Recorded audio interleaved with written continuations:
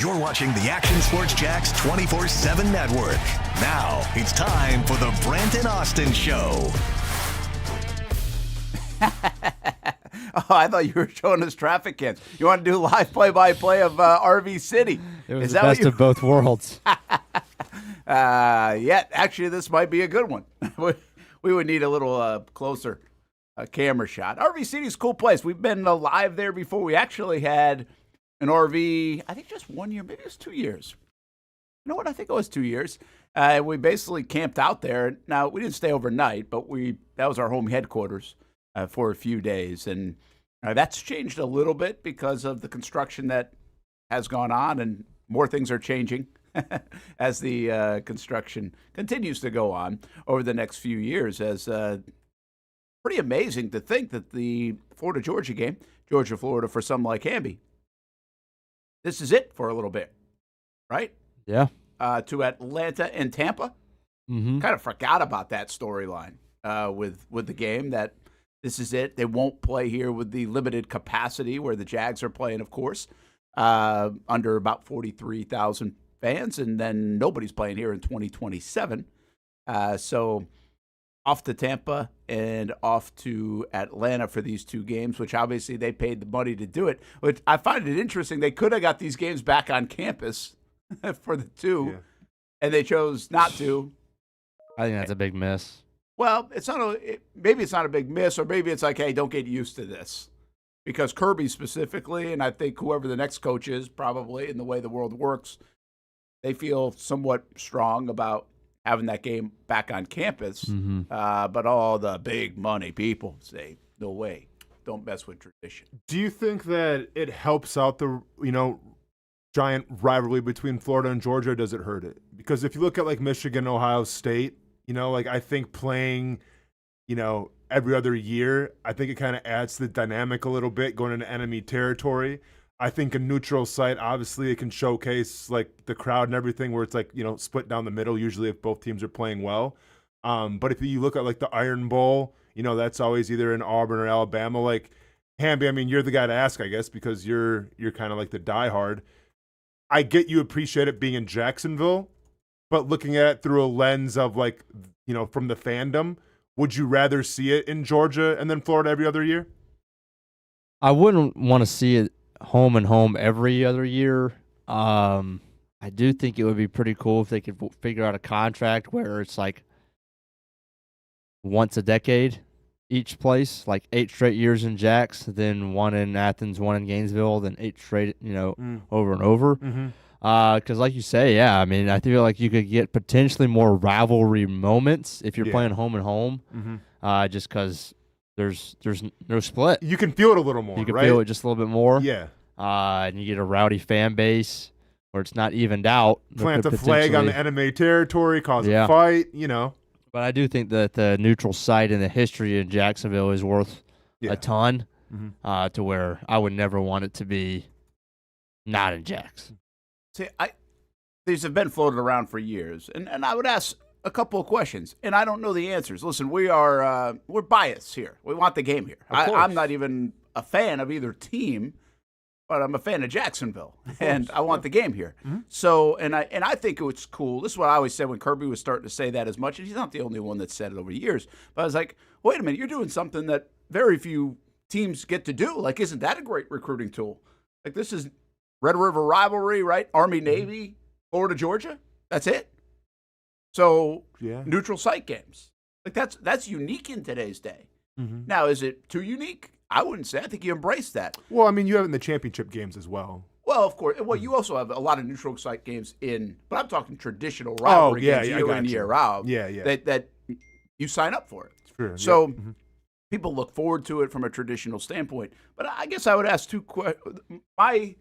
My resolution from if I was like a mediator in this, if everybody really felt strong about trying to get it back on campus, to your point of, hey, maybe you do get that atmosphere, would be more of a like a 3-year cycle. It would be boom, boom, boom. Mm-hmm. Gainesville, Athens, Jacksonville.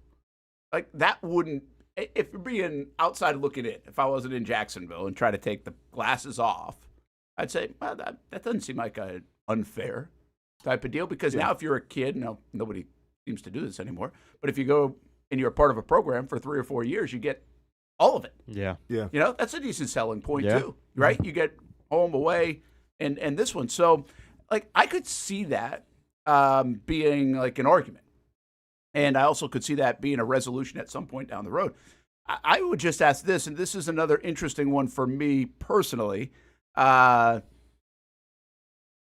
this game mean as much as it used to mean to everybody?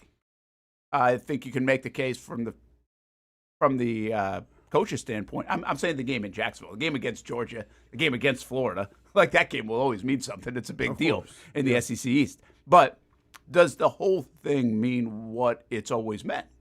Are people fatigued on it a little bit?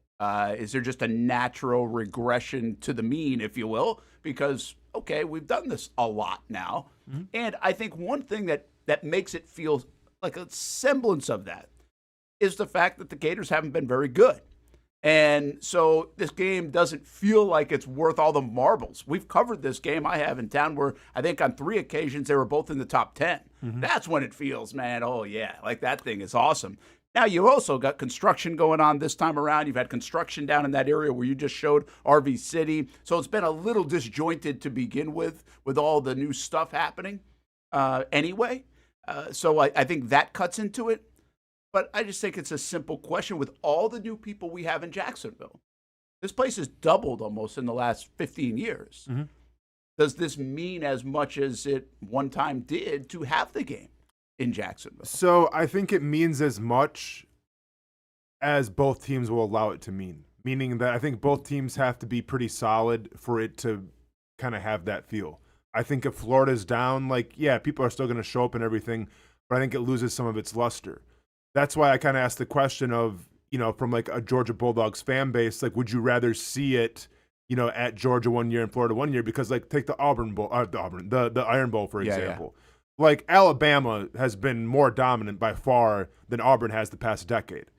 But, like, you always get the feel if Alabama's going to play at Auburn, it's still going to be probably a close game because of, like, the home field advantage and everything. So I think, like, people haven't been worn out by it as long as both teams you feel like can win that game. I think when you have the neutral site, it takes away a little bit of that home field advantage if you're Florida, and now it's like, okay, well, if they're on the same competitive, playing field, obviously Georgia's kind of had their number. Yeah, that's fair. Yeah, it's just interesting. Again, nobody wants it. You don't want to say that. Like, nobody's going to say that in town, what I just said. I mean, because it's like, no, it's taboo to say. I just think it's just a question, and it might be no.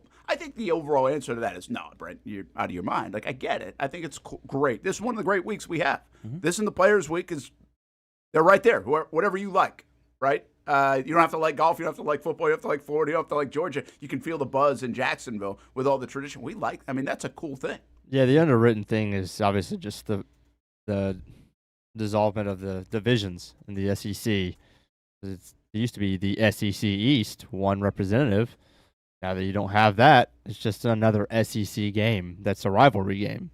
There's nothing special about this game for anything other than regular SEC implications. There's, Auburn. That's why I think same thing for Auburn, Alabama. Those teams used to be fighting at the top of the SEC West.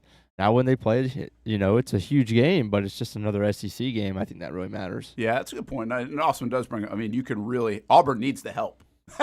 In that game, right, over the last however many years. And sometimes they've got it, and they've got the job done because of that. I was at one of them. I mean, I was at the Iron Bowl with Mac Jones threw 2 pick sixes. They still almost won, but Auburn wins that game. It was electric, right? And Alabama's a better team that year and everything else, but you get a little bit of that. Mm-hmm. Absolutely. And so, it's just an interesting deal. There's so much to this game for so many people that have, again, tradition. I mean, this is the cool part about this is no different than Thanksgiving and Christmas. Whatever you do from a traditional standpoint, there are so many people that just do what they do this week and they block it off, which I think is great. You want to know what I'm talking? Since I've been here now, I got here in 2008. So I got here right after the celebration game, the stomp game, whatever you want to call it, right? And then, so I get here when Urban calls the timeouts and they whoop Georgia 49-10. And that was a part of Earmuffs, Hamby. It's all good. No, I just lost it. That was part of a run at Florida, because this has been a series that's been one of runs. Yes. Like, Florida will dominate, Georgia will dominate, Florida will dominate. Well, we were in a cycle at that point that it was a lot of blue on the board from 1990 all the way to 2010. 1990 to 2010, a 20-year period. Georgia won 3 times. That was it. Well, now since then, since 2010, 3, 6, 9, Georgia has now won 10 of the last 14 games. So now they've won 4 in a row. Mm-hmm. And quite frankly, in a game like this, they don't feel like they've been that close. 34-7, 42-20, 43-20, 34-20. And now last year they actually had the lead. Florida did until Lagway got hurt, and then Georgia blitzed them in the second half. But, I mean, really, to go find a one-possession game in this rivalry, Hamby, 2019, 24-17. Before that, 2013, 23-20. I mean, it's crazy. Like, you have not had a one. Now, that's not to say the games weren't okay, but that's 11 years, and you've got one possession game. Yeah, there's been a lot. I mean, obviously, in recent years where Florida fans have hit the exits by the third quarter. Yeah, in your lifetime. Yeah, and I'm sure there were some of those where Georgia fans were hitting the exits as well in the early 2000s, especially when they were winning national championships. But yeah, I guess so. Yeah. I hadn't thought about that. There hadn't been a whole lot of close, nail-biting games at the end. A lot of these have been decided almost by half. I remember not that long ago that was the Nakobe Dean, Anthony Richardson pick six, where it was 3-0 with 2 minutes to go in the first half. This was 4 or 5 years ago, I guess. Last year of Mullen, 3-0, 2 minutes to go in the first half, and at halftime it was 23-3, Georgia. Wow. Because we scored 24. We scored 3 touchdowns there in the last 2 minutes thanks to a fumble and a pick six. So that was the last one that was like really close almost before half. That's amazing. And I think it will be a good game this time around, though. Yeah. I actually do think it will be good. Georgia Line 7.5. Yeah, I'm a little surprised. I thought it would be a bit more than that based on this history, maybe. But I also think the bump. I wonder people buy the bump if Vegas includes like game history instead of like looking at this year. Well, Florida's kept pretty much every game close, so we're really not going to put up a 10-point spread against anybody. Well, I do think that's the overriding stuff. Like, you can say that, right? I mean, they gave 5 picks to LSU. Now, who knows about LSU, but they lost by 10 on the road, and they gave up 5 picks. I mean, you're going to keep it close if you're Florida. We've been saying that all year. So that's not too stunning. Plus the bump. I think the bump is real in Vegas right now because you don't know what to get and what they're going to do and how they're going to play and all this stuff. Listen, Georgia's been vulnerable. Like, that's what we keep saying. They're not dominant by any means. They could have easily lost a couple more games, Ole Miss and Tennessee. I mean, this could easily be a 3-loss Georgia team coming into Jacksonville right now. And I think you could probably make the case, well, it could be a 5-loss team for the Gators or maybe like a 2-loss team, depending on how you want to view it. So, you know what Ty told me something the other day? He said, and I'd have to look this up. I'm assuming he was right. He said BYU is undefeated right now, and they are plus 15,000 to win the national championship at undefeated. They have the same odds as Florida to win the national championship. That's insane. I don't even know. Is there a path for Florida to get into the college football playoff? Like, how would that even be an odds thing? How's that not off the board? They've got 4 losses. Yeah. But maybe in the SEC, like if you were to win out and you win the SEC championship, do they have a path to Atlanta? They must. No. Well, because they lost 2 non-conference games. They don't have any path to Atlanta? No. There's 0 shot. There's too many teams that play each other that you couldn't have everybody else. You couldn't have 2 other teams that have 4 losses, less than 2 other teams. Well, not 4. You don't have to, though. I'm talking about in the SEC. Well, they have 3 in the SEC, don't they? I think they have 2. They lost to South Florida and Miami. Oh, that's right. Well, I guess they would. Everybody else would pretty much have to lose out, or just A&M. The standings right now in the SEC East. Oh no, I'm sorry. We don't even do that anymore. Yeah, yeah. That's sticking the old. The SEC, you got A&M and Alabama 5-0, 5-0. Ole Miss 4-1, 4-1. Georgia, Vanderbilt 3-1, Texas 3-1, Tennessee 3-2. Florida's 2-2. Probably not going to make it. I mean, I guess mathematically because Texas A&M, but not realistically. You're right. But also BYU still got to beat Texas Tech, and TCU, and Cincinnati coming up. So that's they what haven't they're really looking at. Yeah. So it's not like I think their biggest win is probably Utah. Yeah. And I just thought that was wild. Yeah. Isn't that crazy? Mm-hmm. That's. They're 10 in the country, right? So 10th in the country and 15,000 odds. Yeah, it's wild. Their coach is probably the most underrated head coach in college football. Nobody knows who he is. I can sit here and say I do not. And I know it's Kalani or something, but I don't know. He's done a good job there. He's insane. Yeah. They just win. And he's a good fit there. And obviously that was without their starting quarterback. Mm-hmm. Like Resclaff and all that stuff before the season. Everybody, as soon as he left or was forced out, was like, BYU, and all they've done is go undefeated. Yeah, not bad. That was an impressive win even last week. That was at Iowa State. Yeah. Yes. Yeah. Yep. Yeah. I think they were an underdog in that game. Yeah, dominated them. So ended up getting it done. So, hey, Jags just announced Devin Lloyd named the 2025 award nominee for Salute to Service. Of course, he has military ties with his family. Will the Jags get Devin Lloyd back is an interesting development that we could see today when the practice report comes out.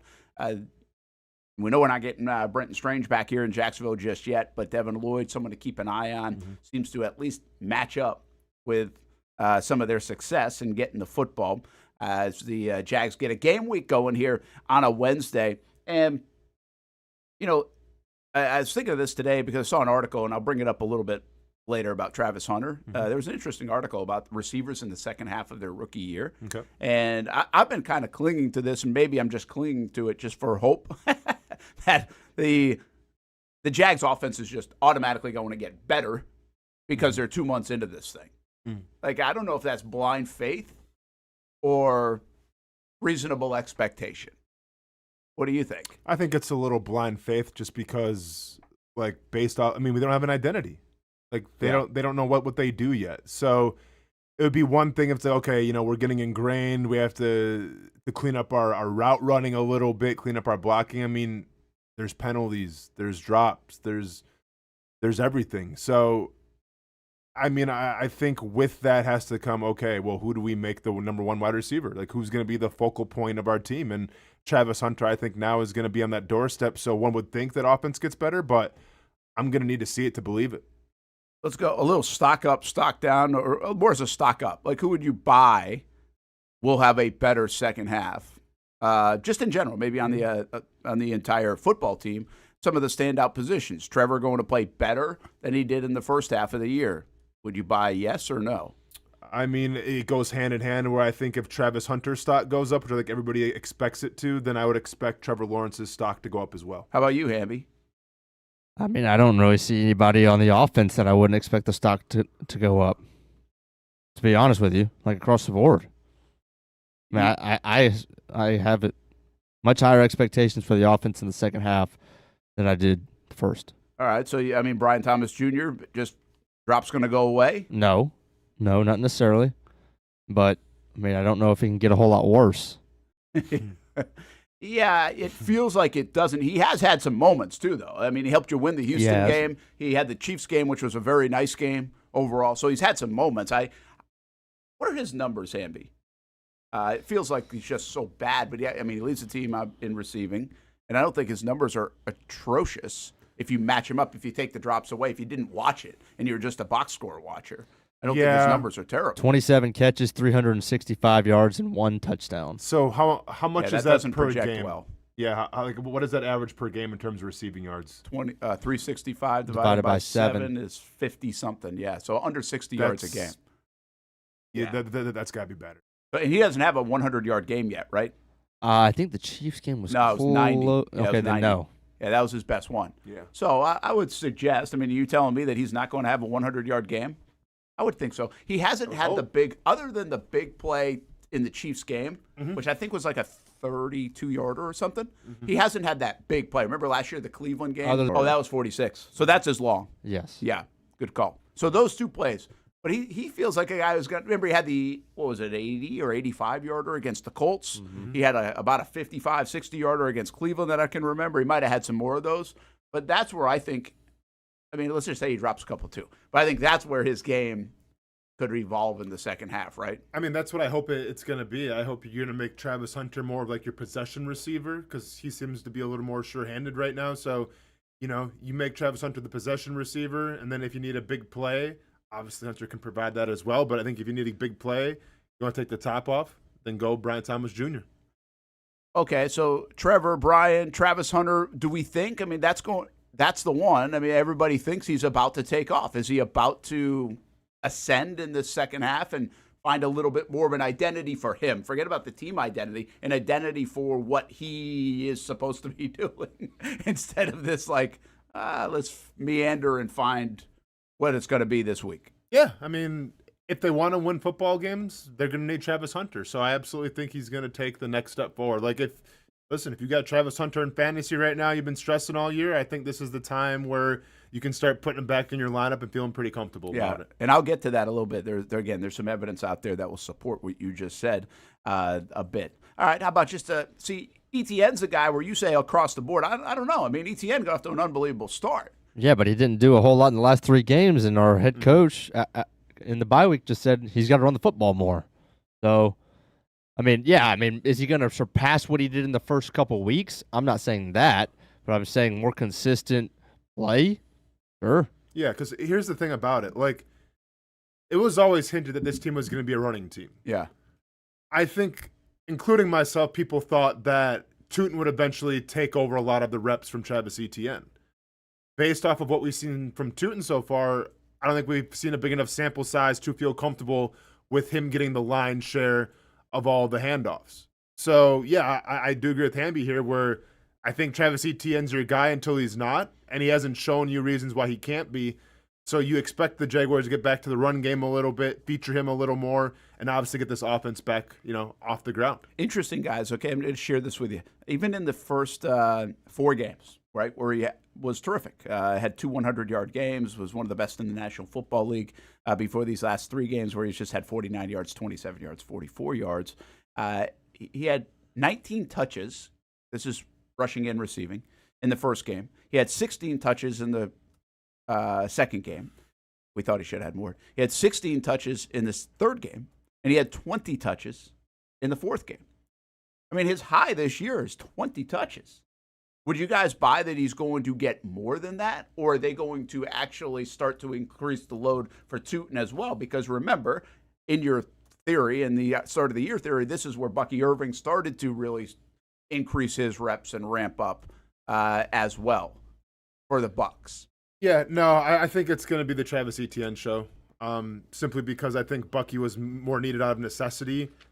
They don't need Tootin right now to get 20 reps or 15 reps a game when Travis Etienne's playing like he's playing. So until Travis Etienne shows that, he's not hungry for a new contract and all that stuff, I think you keep riding with the hot hand. Yeah, and listen, he's averaging 5.3 a pop and some of the long runs, but I don't take those away. Those are good things when you can have explosive runs. I even saw Pete Carroll say it yesterday with the Raiders. He was doing some show. He's commenting on the Jags stuff. He's like, well, that's why the average is so high. And he wasn't being critical of it. He just said that's why the average is so high. It doesn't strike me that people are concerned about the Jags running game, even at 5.3 a carry. They're aware of it, but they're not concerned about it. I wonder if the Jags can get people concerned about it. The last part on offense, and then we'll take a break and then do some of the defensive side, but including more on Travis Hunter on both sides. But how about the offensive line? I mean, again, we have 4 games where the offensive line was pretty damn good. We have 3 games where, maybe this was the offensive line we expected. Do you think stock up? You expect them to play more at least consistently? Which one are they? I mean, you have to, because once again, to me, this all goes hand in hand, right? If we're talking about Trevor Lawrence getting better with the elevation of Travis Hunter, if we're talking about them featuring Travis Etienne more in the run game, then yeah, I think it's it's safe to say then the offensive line would get better because I think this all goes hand in hand. So, yeah, I mean, I don't expect to see performances like we saw against the Seahawks and like the Rams. I do expect this team to take a step forward now. If the entire offense can get together, then, yeah, why can't the offensive line get better as well? Yeah, Hamby. So, I mean, I guess in totality, we do expect this offense to get going a little bit more. I don't know if I've said this on the show, if I was just looking it up, but I'll give you an example of go back to that Trevor Lawrence thing. I think it's an interesting deal coming off 2022. That's the apples-to-apples comparison because it was Doug Peterson's first year. I mean, if we wash away Urban, we don't even know what that was. We take first-year Doug Peterson to now first-year Liam Cohen. To me, that's the apples-to-apples comp, and it was really good for Trevor. I'm not predicting it's going to be that good for Trevor. I don't know how we would have predicted that back in time. But there is certainly evidence to say this will even take off a little bit more for number 16. And if he takes off more, you assume everything else around him is also taking off a bit. Brent and Austen Show, Action Sports Jax 24/7 Network. We're going to have Mickey Mantle's son on the show today, which is pretty cool. Not in studio, but he will be on the show. And maybe talk a little Iceman as well, working on that. The Icemen are undefeated to start the year. They are on the road for a long time. They come back home next week. The World Series. Are we going to Game 7? Anybody thought that was happening? We're going to Game 6 for sure. That was a hell of a win by the Blue Jays. Really good stuff. The Indy ownership situation continues to be a story, and Michael Jordan on load management. Work harder, he says. Get to all that here on the show. Best Bet Jack's the place to be tomorrow.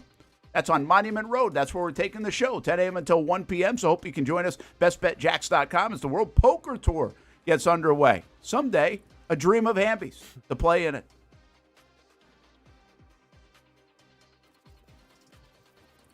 Hi, I'm Greg Mackey from Cycles of Jacksonville. Whether you're looking for a side-by-side, ATV, motorcycle, or scooter, we have what you need.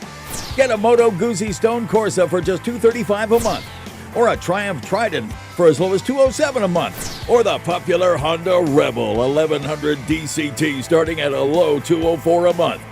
Stop by and choose your adventure from all of our great brands, only at Cycles of Jacksonville on Atlantic Boulevard. Family owned and operated since 1983.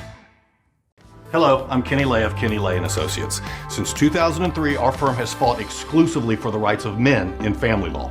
Divorce, modification of child support, alimony, custody, and more, all for men. A father is vitally important to a child's life, and being a man is not a reason to pay more in child support or alimony. I'm a single father. I get it. If you have a divorce or other family law issue, contact Kenny Lay & Associates at divorcemenonly.com. We've been telling you about the Action Sports Jax 24/7 network for over a year now. How to find it, what to see. Simply put, it's TV online. Local sports content all day, every day. Just like this. Did you always want to make history? Like, think that big, or just say, hey, I want to play in the NFL? I always say I wanted to play in the NFL. That's it. Back to her left side, takes a shot, and into the back of the net. Oh, what a pass. Oh, my goodness. What a pass. And they have been. We've been talking. We've been articulating. I did have a sense that they wanted to be bold, that they wanted to make a splash.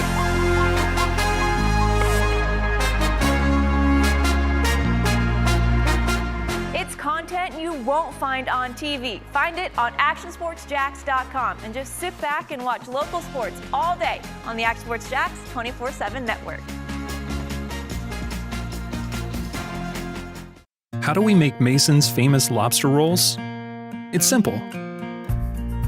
We get up before dawn, head into the open waters of Maine, haul in our traps by hand, and send only the best straight to our restaurants, where we add warm butter or chilled mayo with a squeeze of lemon and pile it on a toasted split-top roll, just like it's been done for nearly a century.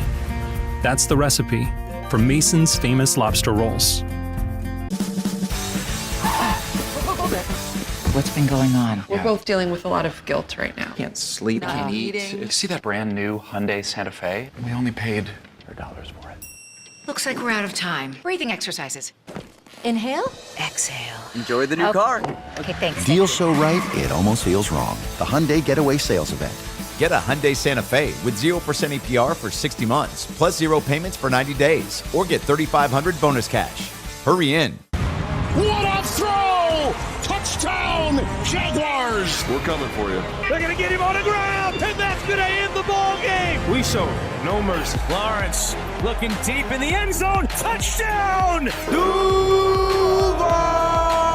ETN is going to take it all the way! Right here on CBS 47. CBS 47. Right here. Your official station of the Jacksonville Jaguars. And the Jaguars strike first. Go Jags.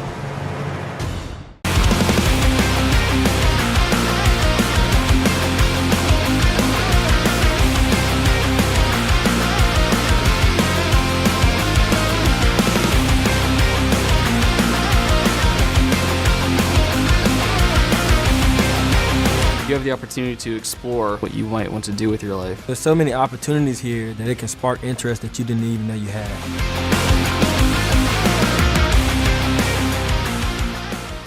Baker Sports. It's a hometown business filled with hometown people trying to make you feel right at home. Chris Conley, Jacksonville University. Walker Wright, class of 2018, West Nassau High School. Michael Young, Fletcher High School. Baker Sports started in a grassroots way and now outfits much of the Southeast. Samuel Coffrin, Paxton School for Advanced Studies. High school sports, travel sports, youth sports of all kinds. They are a one-stop shop carrying Nike, Adidas, Under Armour brands, and more. Vincent Caldes, Oak Leaf High School. Tony Mazzio, Sandwood High School, class of 2002. Whether it's sports teams on the field or it's your team in the workplace, like our Action Sports Jacks team, and community events like the Dream 18 Golf Tournament, and many others. Cole Tilley, Hilliard High School. Reagan Webb, Eagles View Academy. Look good, feel good, play good with Baker Sports. Custom sports apparel since 1997. Shop with the hometown team at bakersport.com. Welcome back to the Brent and Austen Show, streaming on the Action Sports Jacks 24/7 network. There she is. I feel like really the talk of the NFL season. Now, Hamby, did you have the press conference one? Yeah, I got it. Essentially, yeah. So, Carla Ursay, Indianapolis Colts, doing her thing. As Hamby texted me this morning, he expects to see a lot of Carly Ursay Halloween costumes this year, and I'm not mad at it. I do. Dude, girl's kind of a fashionista, if you will. Like, you're not accustomed to seeing these kind of hats and the aviator, sunglasses on the sidelines and everything. And I don't know what those I don't know what you'd call that, but that's cool. Like, hey, Hamby, when you're 7-1 right now, you can kind of wear whatever you want, and you're a trendsetter. You know what I'm saying? I feel a weird type of way about this because having played against Peyton Manning and the Colts for so long and then Andrew Luck and them always kind of seem to have our number, like, I'm not the biggest Colts fan, but when you look at, like, the AFC South, like, yeah, obviously I can't stand the Titans.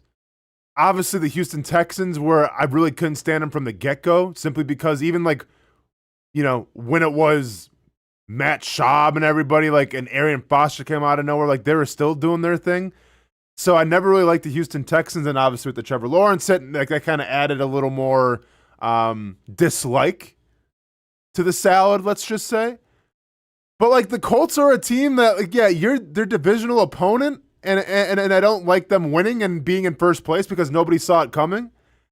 But if this is going to happen to any team in the division, set aside from the Jaguars, obviously, I would probably be glad it was the Colts and not the Titans or the Texans. You see what I'm saying there? Yeah. Yeah. Not trying to give the Colts all the love or everything. But if you had like a Carly Ursay situation in Houston or in Tennessee right now, I'd be like, man, if they found the special sauce now with her, like, I'm going to feel a certain type of way about it. Right. Now, how much influence does she have truly? How much of it is just, they get Daniel Jones, that makes a difference. How much of it is Tyler Warren making it? I mean, it could be a combination of everything. But if you watch this press conference here, and then I'll speak on it a little bit, like, I think there is something to be said for what Carly Ursay is bringing to the table and what she's bringing to this Colts organization. And I think it's a direct reflection right now of why they're having so much success. You want it right now? Let's get it right now, man. I need to learn more about this. I need to be able to say, is this person full of BS? Do they even know what they're talking about? And I think one of the things that being on the headset has really helped me learn is, to the question earlier, it's such a complex organism, a football team and how it operates. And on game day, and you could say, oh, that person ran that route wrong. When you learn to find, oh, someone tagged the wrong wide receiver, and it wasn't really the player's fault. It was the person that called it. So, and it's never, I think that's been a very valuable, because it also helps us be able to know, where do we need to make tweaks? What resources do we need? What do we need to fix? So much of it comes down to just how we operate and how things work. And the headsets are really, I wish more, I would suggest it for anyone else that has to pay coaches and GMs millions and millions of dollars. It helps you make a less expensive mistake potentially. So this is why I think she's changing the game and she's changed the Colts organization. She's at every single practice. She's on every single sideline during the game. She's at a lot of the workouts in the weight room and everything. And one could say, okay, well, that's not new. Like, Jerry Jones you see all the time around, Dallas Cowboys practices and games, obviously. You see this now, Woody Johnson wants to make himself known all the time. So, that's not new. But what's new with Carly Ursay is that she's remaining humble through this process. She's not trying to interject herself and really cause attention, even though maybe her outfits do, but I don't think that's the case. But she's not trying to cause a distraction to her team.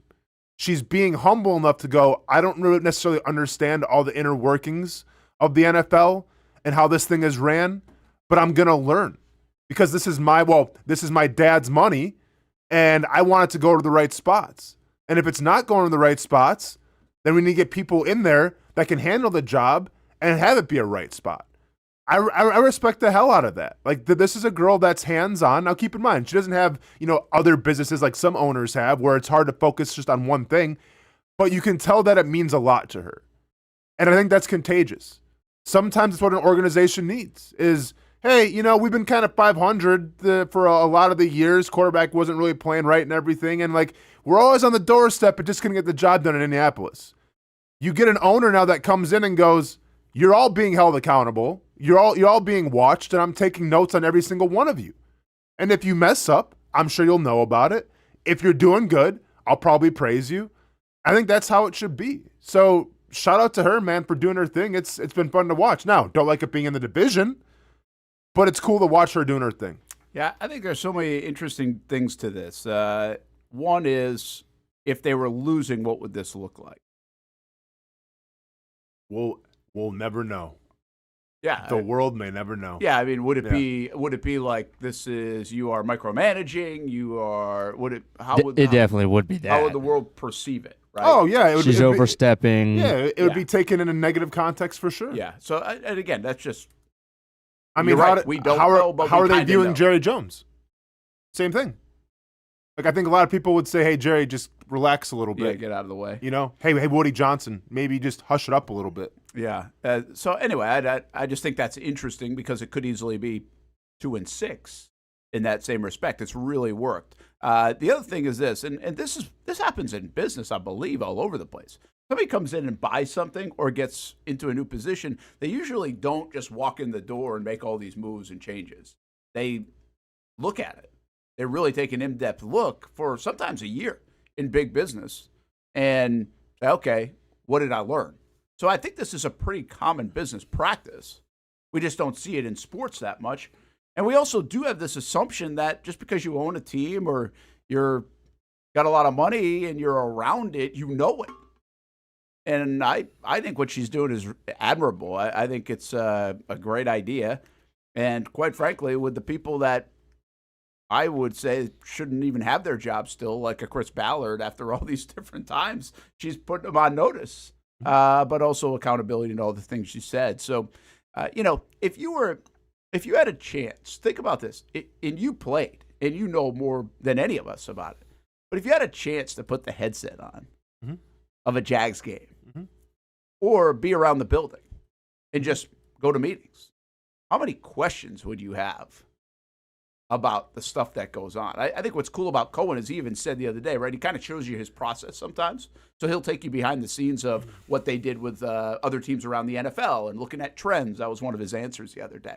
So it's like, okay, yeah, he's going to do that. Now, most teams probably do that, but that question hadn't been brought up in a press conference very often, so you learn a little something.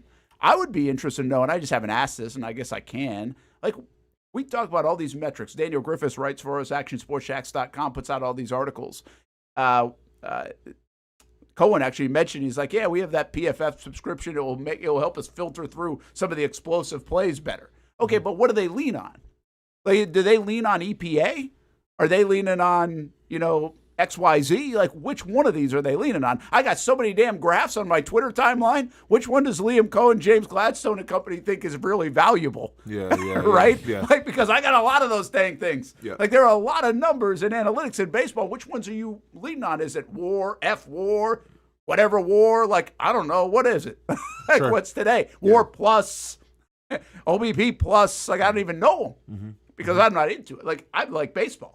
Yeah. But if I were to go into that position, I'd have to educate myself on a lot of that stuff that's on the periphery of what I really give a damn about when I watch baseball each and every day. Yeah. No, and I think Irsay is doing the exact same thing. I think obviously she was kind of born into this, right? I'm sure she grew up, being around the organization with her dad, but maybe didn't really know the inner workings, and now she's going out of her way to learn it. I mean, it's one thing, like, if you played the game your entire life, then all of a sudden now you find yourself in an executive position, you can probably gather the inner workings a little bit of what's going on.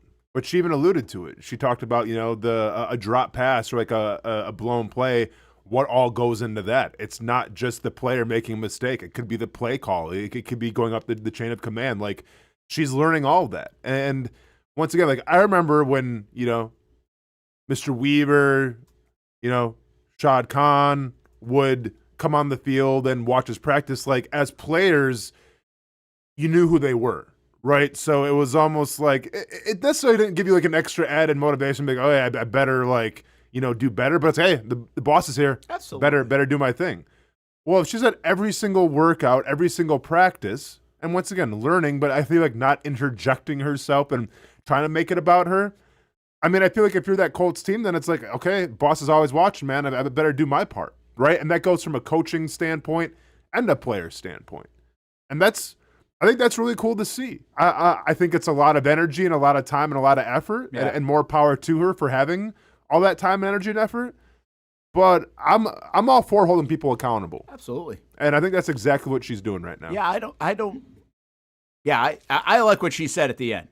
Hey, I think more people should do it if you're going to pay people millions of dollars. Right. Millions of dollars. I mean, you could argue you should do it at whatever workplace if you're making $20 an hour. Dude, just wait. If the Colts go on a Super Bowl run here, once again, not speaking that into existence, but if they do make a deep run, watch how many people next year are gonna, how many owners are going to have. I mean, how can you knock it? This is a copycat league. Yeah. If it works in Indianapolis, I feel like owners are going to feel like, okay, well, if I do this, it can work too. Okay, so here's just let me tie it back home for a second. If there's been a lot of criticism about Shad Khan not being in the building all the time. Sure. Right? Because he's got a lot of things in his plate. He does have a lot. But let's just take Tony Khan. Okay. For a moment. And let's just say he's not doing the wrestling thing and everything else. He's got a million things. Tony Khan's got a lot of things in his plate too. He does too. Mm-hmm. But let's just take Tony Khan, who's been around it. He's been in meetings in football. He's seen different operations now from Tom Coughlin and other people. And he was doing this, where he can now see the operation day in, day out, the conversations, the relationships, and really go back to the last regime, Doug Peterson and Trent Baalke. Yeah. You're seeing the noise. You're hearing some of the stuff. You get it passed to your desk in the morning, but now you see it up close. You see the headset, what is going on, the inconsistencies of that, right? The messaging that you would say to somebody, but are you absolutely delivering on what you said you were going to do? To me, this is a simple expectation. Do you deliver or not? Sure. Which I've become a big thing. It's become a big thing in even our world. It's like, hey, I set an expectation. Like if I have an expectation, sometimes that's skewed. Yeah. But my expectation, should it be here or not? Should I move it or not? And then are we meeting the expectation, right? Am I meeting the expectation? So I think this is not a, hey, you're on notice as much as I got to be involved in that process as a decision maker, again, in a billion-dollar business, to make sure things are going well. If the Jags had that in place in the last few years, there's no way Trent Baalke makes it to January 10th this past year. Yeah, you can't justify it. Nah, you wouldn't, because you'd be able to figure out, okay, it's both guys. But right, this isn't work. It's both guys, and both have a part in the reason this thing went bad in the last 18 months, which it feels like we all knew, and Shad was trying hard not to change that. But I just think if you have that boots on the ground, listening in meetings, what she's doing, you never come away with that decision at all. So, but this is the difference, I feel like, between Shad Khan, Tony Khan, and what Carly Ursay is doing. I think Shad Khan and Tony Khan look at this like, okay, maybe we don't know all the X's and O's, but this is a business. And we're going to hire people that we trust, that we value, to help run this business. So we'll be hands off. We won't be in the spotlight. We'll take a step back, and the people that we put in charge will handle things accordingly. That's an executive. That's an owner. That's how it's supposed to be. The difference is that they're the owner of a football team. Carly Ursay is treating this like she's owning like her first job ever, like a lemonade stand. Yeah. Like her dad gave her a lemonade stand and said, go out there and do your thing. Why? Because when her father passed away, I feel like as a son, daughter, whatever, you have an obligation to be like, well, this is what dad would have wanted, right? Like dad would want us to win football games. So I don't think she's necessarily looking at it from a business and just saying, okay, well, how much money are we making? All right, great. That's awesome. That's good for the business. That's how a business savvy person thinks. I think someone who lost somebody is like, well, what would my father want? He would want us to be successful. And that's where I think all this time and energy and effort's coming in. Like that's the motive. Yeah. She's like she can sit here and say, we gotta make sure where our money's going and how we're spending on it. Like, yeah, that's business jargon. Yeah. But I think it's more of, well, we have to invest ourselves into winners. Yeah. And we have to win football games. Well, there's two questions around that. Two questions around that then. Like, will that maintain? This is a very emotional time inside the Indianapolis Colts organization because of the Ursay stuff. Yeah. So will that continue to be a thing, specifically if it seems like it's working? Yeah. And then the other one is, I could flip it around and say, and I get what you're saying, this kind of sparked it. This was the motivation for it. But why didn't it happen sooner? And because she wasn't in charge. Well, I know. I'm just saying, like Ursay himself could have said, hey, I want you to go do this. You know what I mean? Oh, It was a vision thing that didn't see. It's kind of right in front of you. Mm-hmm. And she, to your point, she's opening up that door a little bit for a window, if you will, to see it that way for a lot of different owners around the National Football League, I think, and maybe sports in general. So, yeah, it's a fascinating deal, man. And again, because it's working. And we'll see if it continues to work and what the result is. What I'm going to be real interested in, let's just say they do pretty well down the stretch. They got a tougher schedule. They're going to mix it up and go, what do they got? They played 8 games. They got 9 left. Let's just say they go 4-5 down the stretch. And they end up with 11-6. Okay. Very good season. Yeah. Might win the AFC South. Yeah. Losing the first round of the playoffs. Mm-hmm.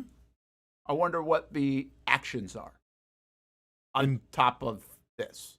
Like, is that on top of everything that she's seen?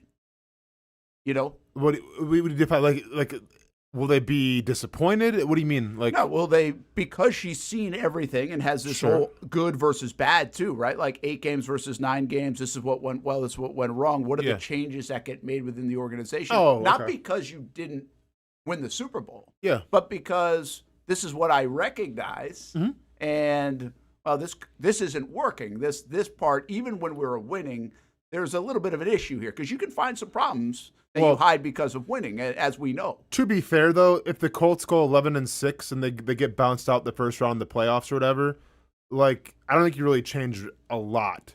Simply because I don't think anybody had the Colts go in the playoffs in the first place.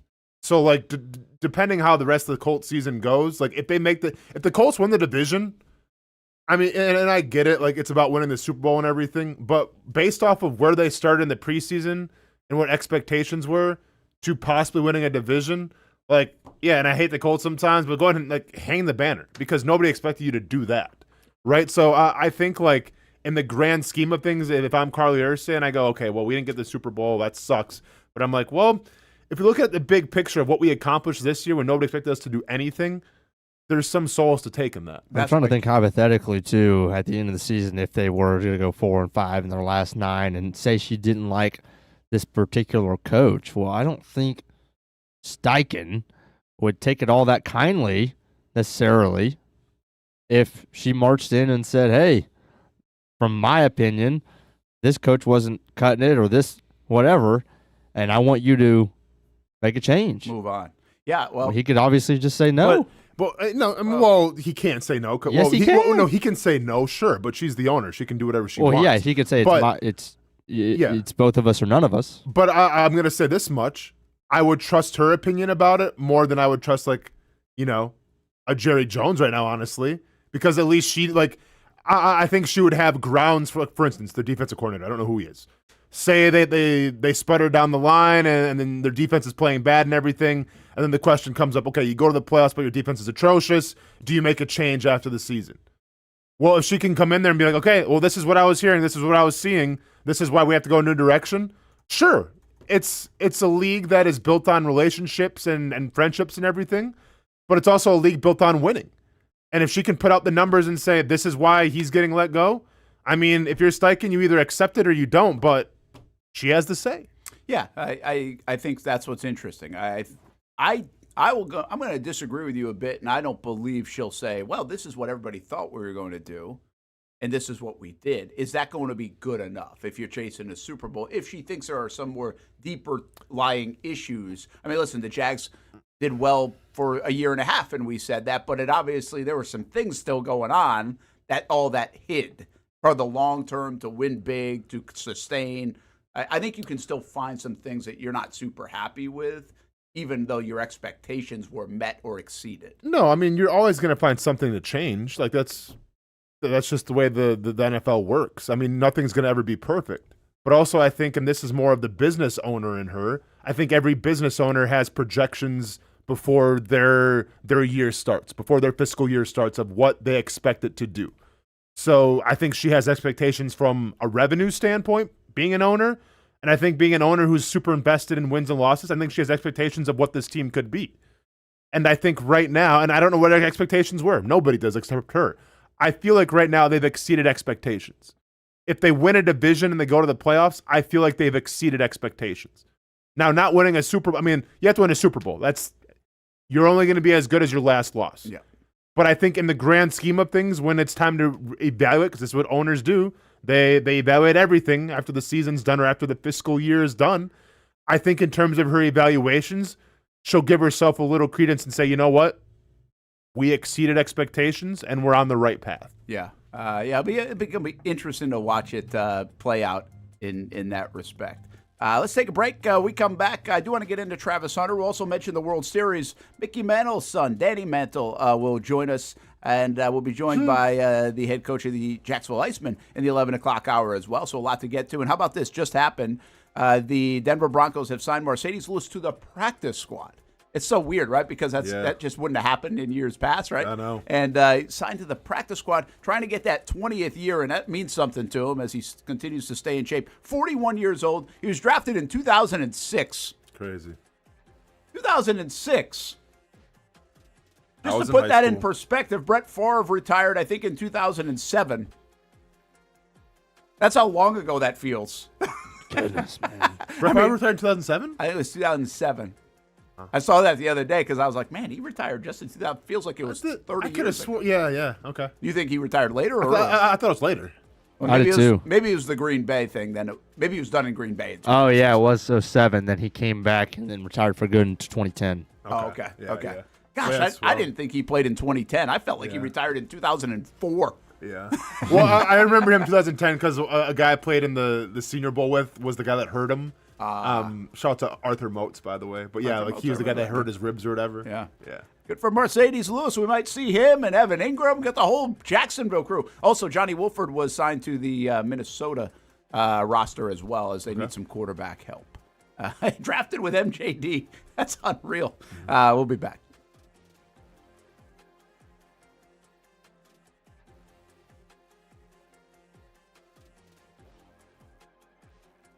When it's time to get a new car for anyone in your family, just remember, nobody but Nimnick, the #1 Buick GMC dealer in Jacksonville. Get the latest price breaks on 2023 and 2024 models or the newest 2025 vehicles in the showroom on Phillips Highway or shop online at NimnickBuickGMC.com 24 hours a day. GMC Sierras, Yukons, and the redesigned Acadias, or get the all-new redesigned line with Buicks. It's nobody but Nimnick, and part of the reason why is this is a first-class buying experience here at Nimnick Buick GMC. You're not just a customer, you're a friend. This is about getting a vehicle that best fits you and getting you on the road, and also helping you and your family down the road.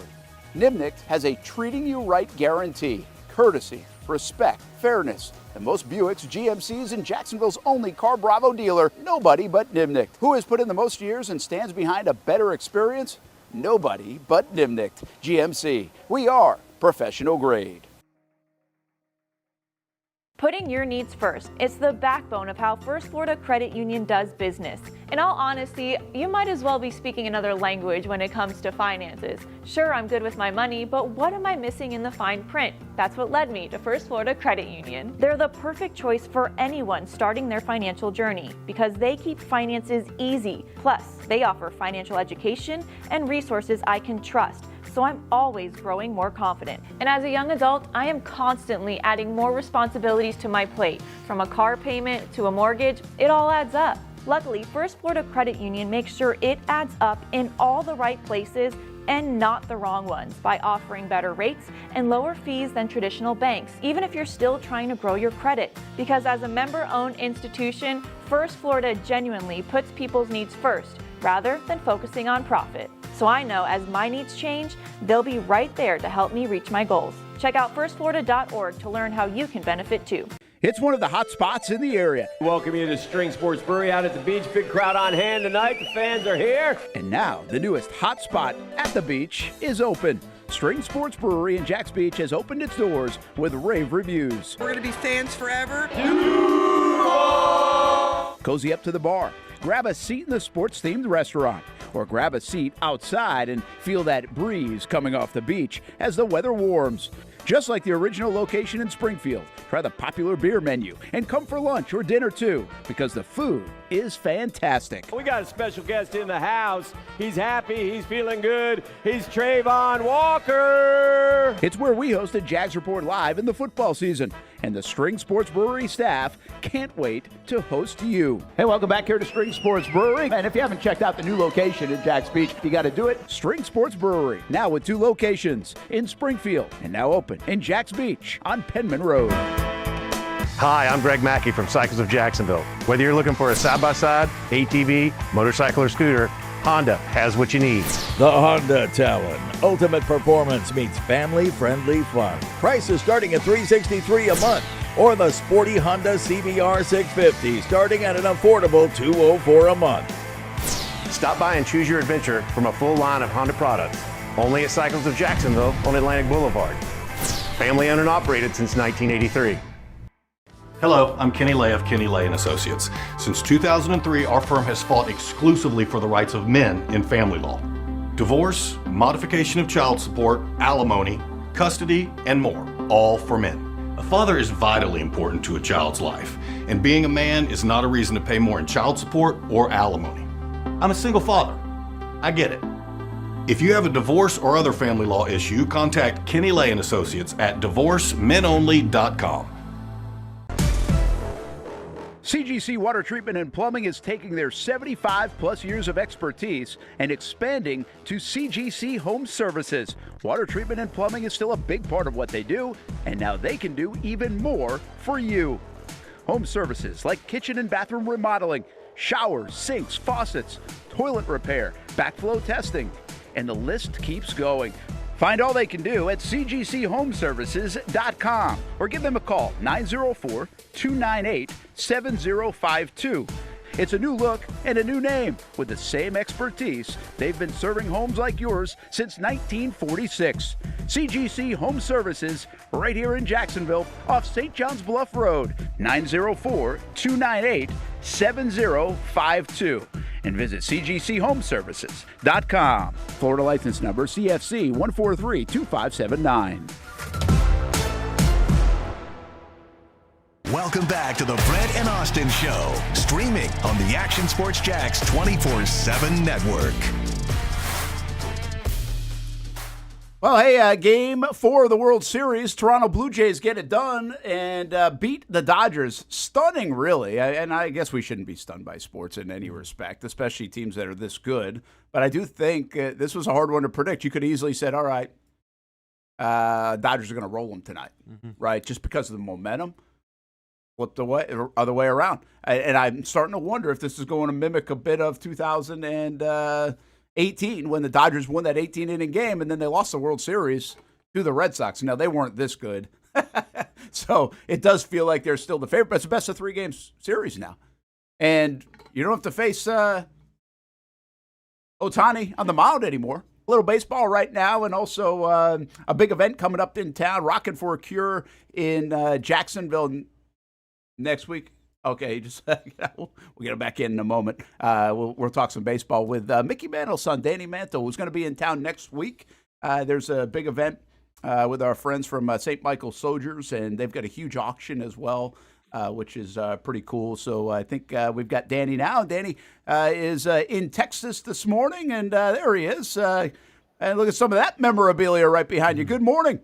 How are you guys? We're doing fantastic. Brent and Austin here, and how locked in are you on the World Series? You're like naturally have to be like a huge baseball guy, right? Like you can't not watch the World Series. No, when my dad played, though, the majority, his first 14 years, they were in 12 World Series, and half of those were with the Dodgers. Of course, they were the New York Dodgers back then. Yeah. And so, they had their experiences with the Dodgers. And, I was listening to what you guys were saying, and I've been thinking the same thing about the Dodgers. I thought it'd just be a roll, because they have such a great team. And not that Toronto doesn't. I'm just saying that, I think everybody just expected the Dodgers to, I don't know. It's going to go 7 games, I figure, but I think in the end they'll take it. So no doubt. Hey, you're coming to town next week for a Rockin' for a Cure, and this is a huge event against St. Michael Soldiers. Leonard Skinner, a big part of it, and I know that's your connection, right? You met those guys years ago, and now this will be your first trip to Jacksonville. Tell us a little bit about what's happening next week and why you're coming to town. Yeah, we had met the guys in Skinner, the first year. Let's see, that would have been 87 when they had done their first, tribute tours. And I'd always been a Skinner fan, way back.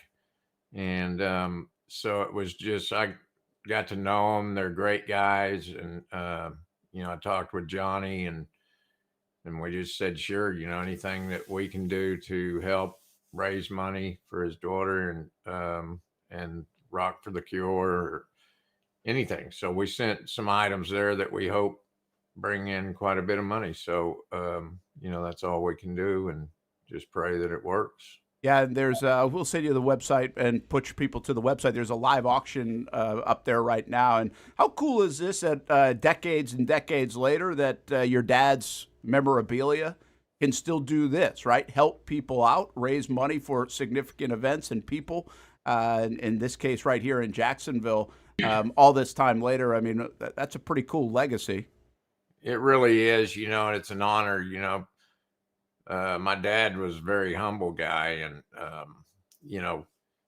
I wish we had a few of his rookie cards because those things, those are out the roof.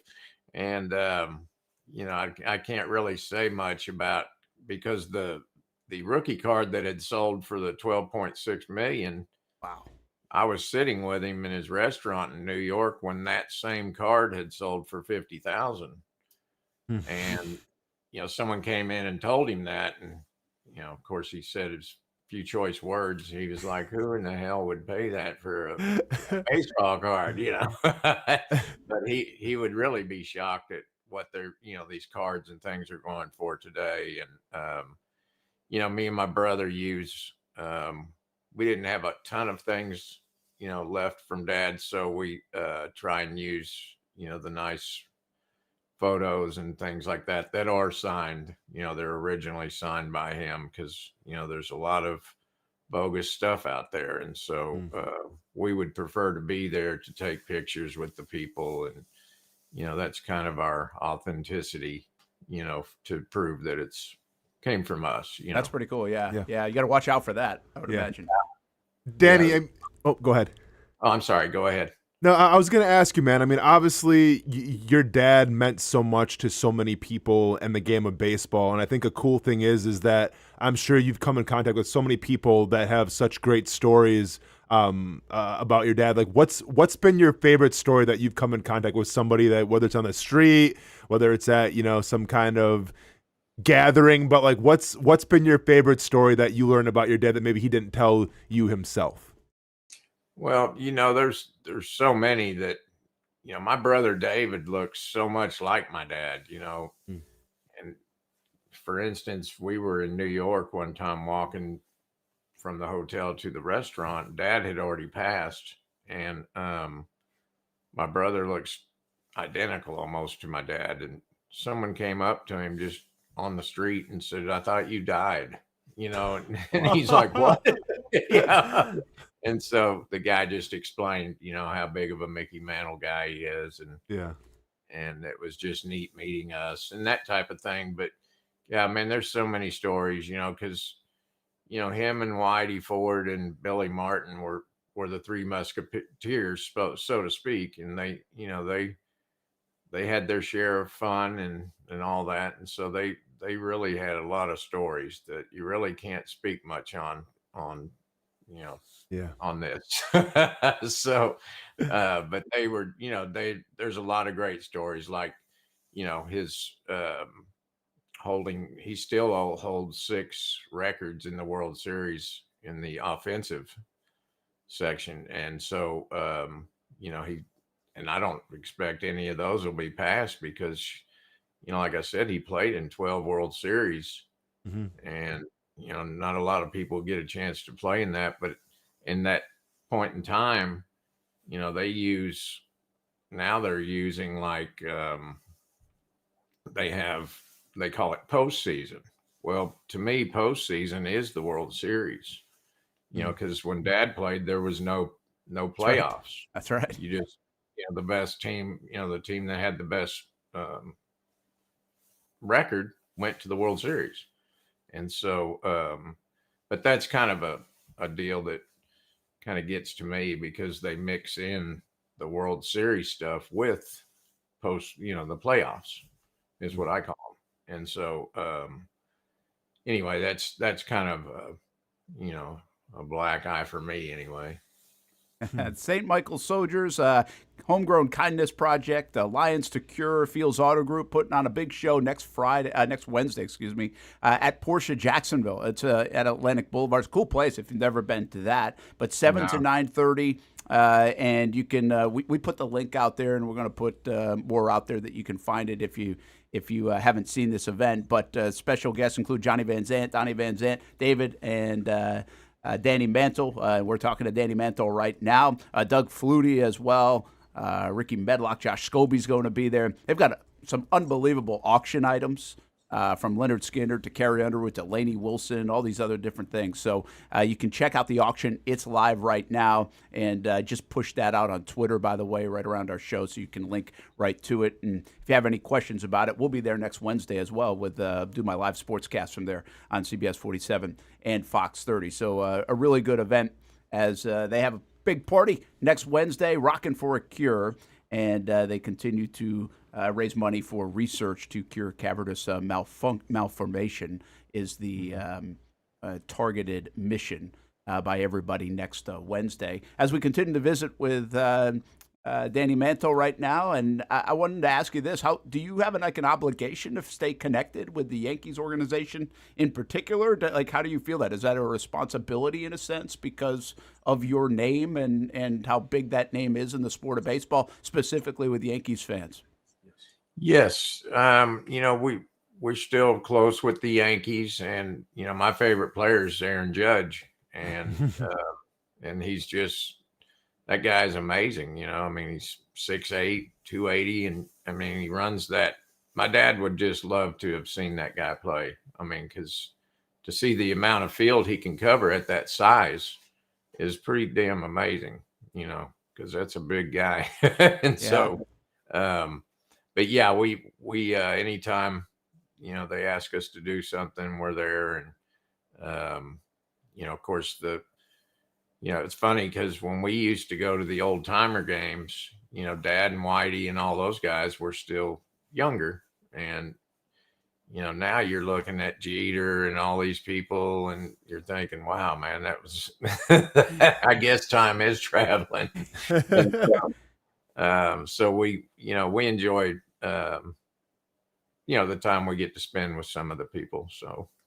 Yeah, I grew up in Rhode Island, and man, we got a ton of Yankees fans. There are some Mickey Mantle lovers, Joe DiMaggio, Mickey Mantle, and where I grew up. I picked the other side. Hope you don't mind. I mean, got to be in the Red Sox side of things, but it was always amazing to me growing up how many. I mean, that's how I knew Mickey Mantle. Like at that age, that's how I knew that those great Yankees because there were just so many Yankees fans, and obviously Yankees fans are everywhere. But it was really interesting to see, and I don't think people would know that. Like in my, such an Italian influence in Rhode Island, and so Joe DiMaggio was huge too.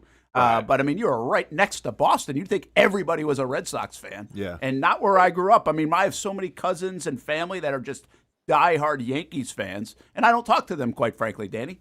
Yeah. Well, it's funny because when Dad came in 51, well, that was Joe's last year. And so, and that was the same year Dad hurt his knee on that drain pipe out there. And so, I don't know. I guess if there's a place out there that there's a greatest one-legged player ever, that would be my dad,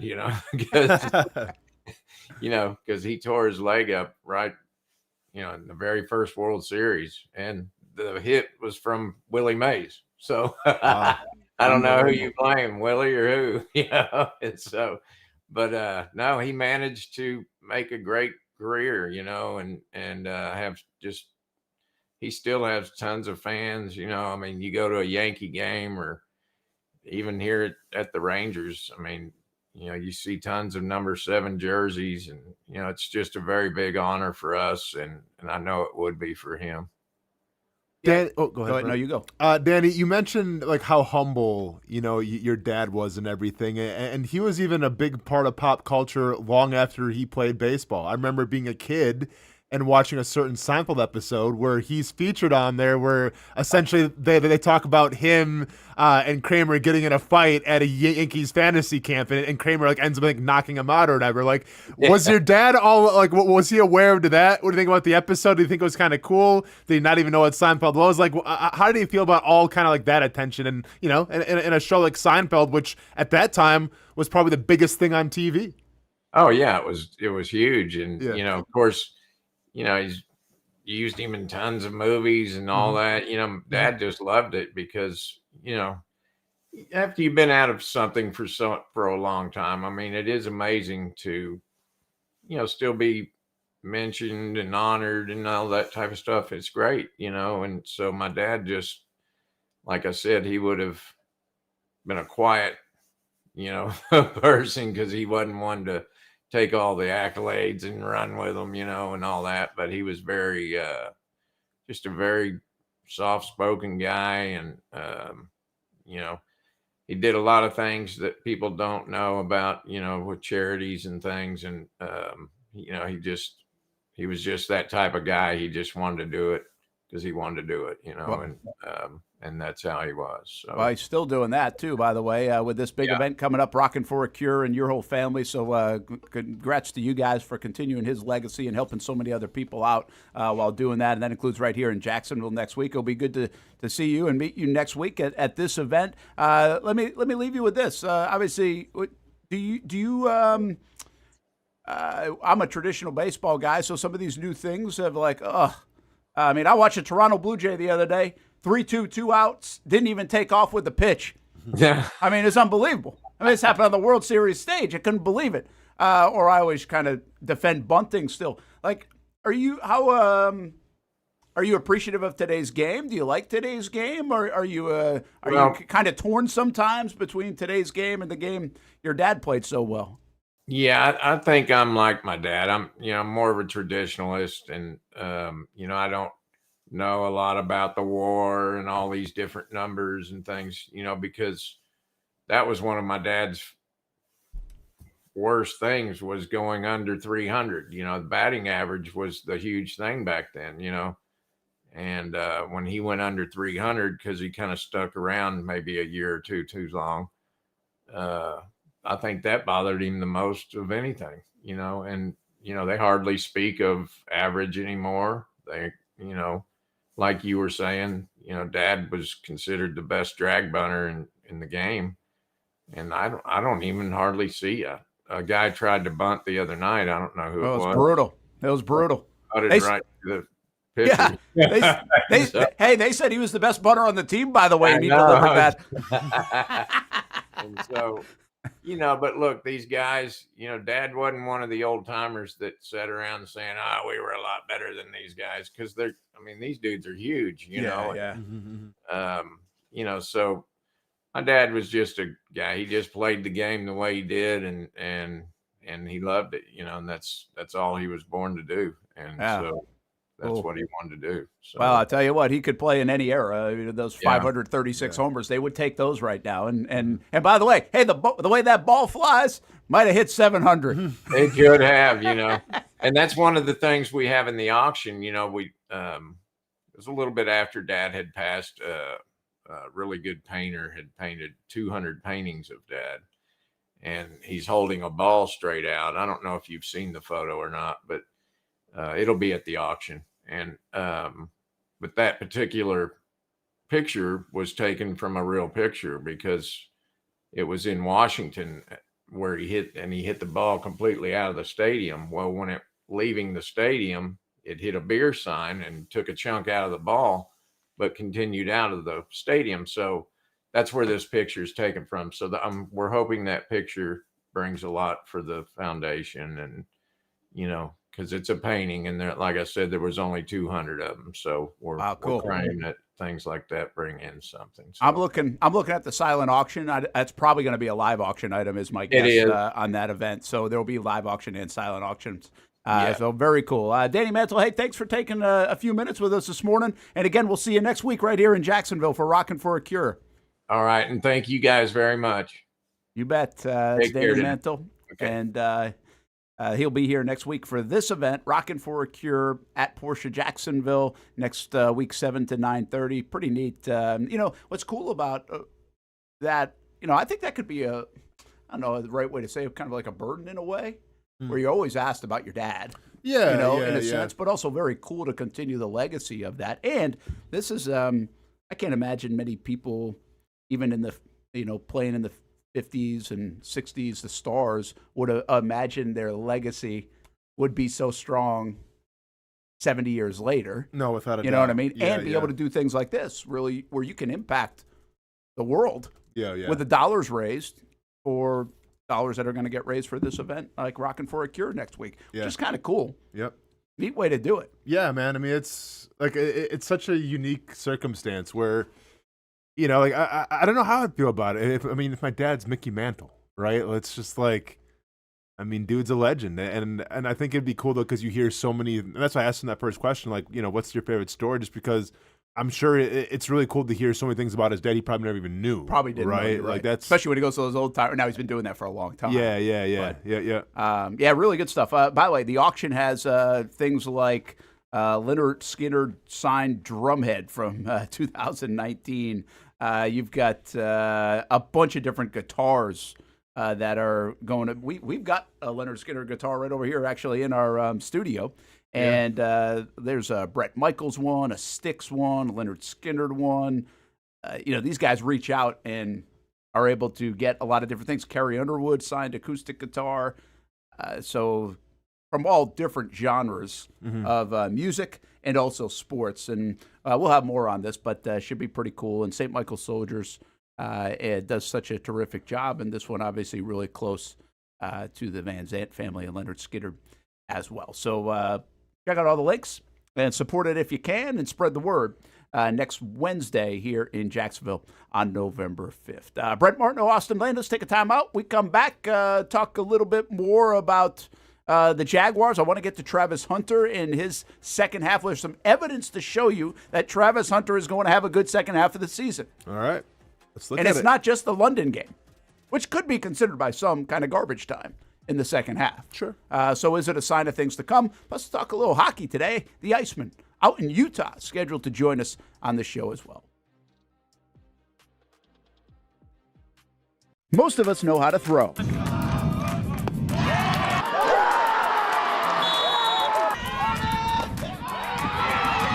But you need to know what to throw. I'm not talking about footballs, baseballs, softballs. We're talking about those items you need to recycle. Republic Services explains it easy. Recycling simplified. 1. Know what to throw. When in doubt, throw it out. 2. Empty, clean, and dry those materials. It takes an extra minute, but it makes a big difference. And 3. Don't bag it. This makes the recycling process faster and more efficient. This is a look at the Republic Services North Florida Recycling Center. You can make this process even more efficient. By utilizing those 3 steps, Republic Services can help you become a better recycler in your home. Learn more at recyclingsimplified.com. For the game day hustle and every day in between, juggling my show Jag Social to going under the Friday night lights and a social life, it's a daily tournament. But this ride, MVP status. The all-new 2024 Lincoln Nautilus isn't just my car, it's my personal locker room, office on the go, and VIP lounge on wheels. Let's talk tech. My profile remembers everything from customizing my dash display to setting the ambient lighting and my signature scent. And wireless charging, essential for live tweeting scores. Whether I'm packing for a beach day with friends or heading to the gym, there's space for every passion. After dominating all day, this becomes my recovery zone. The massage feature is like having a personal PT on call. Life's a non-stop game, but with this ride, I'm always on my A game. The 2024 Lincoln Nautilus. Drive your passion. If you don't see a pit, it ain't legit. When you hear that, you think Bono's Pit Barbecue, a staple in Northeast Florida now for 75 years. A place that feels like home with friendly service, a meeting place for friends, family, or business occasions. On the menu, the corn nuggets are a favorite in our house, but there's something for everyone. Sandwiches, platters, salads, sides, desserts, and family feasts. You see Bono's all over the place in Northeast Florida. You know, there are almost 20 locations in the Jacksonville area now, so stop on by, sit down, and dine in with Bono's. You can also take it to go. There are drive-thrus in many of the locations, and they have delivery options too. Just download the Bono's app to make things easy. I signed up for the loyalty program, and you can too, to get special offers. If Jacksonville is home, few things feel more Jacksonville than Bono's Pit Barbecue. Celebrate 75 years and many more to come. Bono's Pit Barbecue. If you don't see a pit, it ain't legit. People helping people. It's at the core of what Alive Credit Union is all about, and it's been that way for over 70 years. From the start in 1954 to today, the mission remains to inspire financial wellness and give you a financially fit lifestyle. Alive Credit Union and its employees are committed to not only serving their valued members, but also our community here in Northeast Florida. I had a chance to see that commitment firsthand as Alive partnered with our Action Sports Jacks 24/7 team to bring you Armada men's and women's soccer broadcasts. Inside the 18, it is a shot, and it's a goal!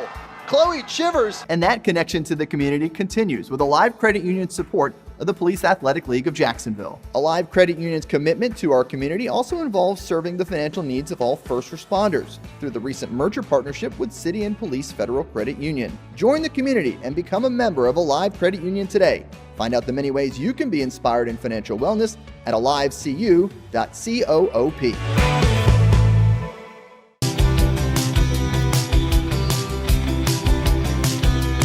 Welcome inside the Armor Guard exterior and gutter helmet showroom. There's a lot going on, like glass exteriors, replacement windows, and down there we have the retractable screens and awnings, plus hurricane protection.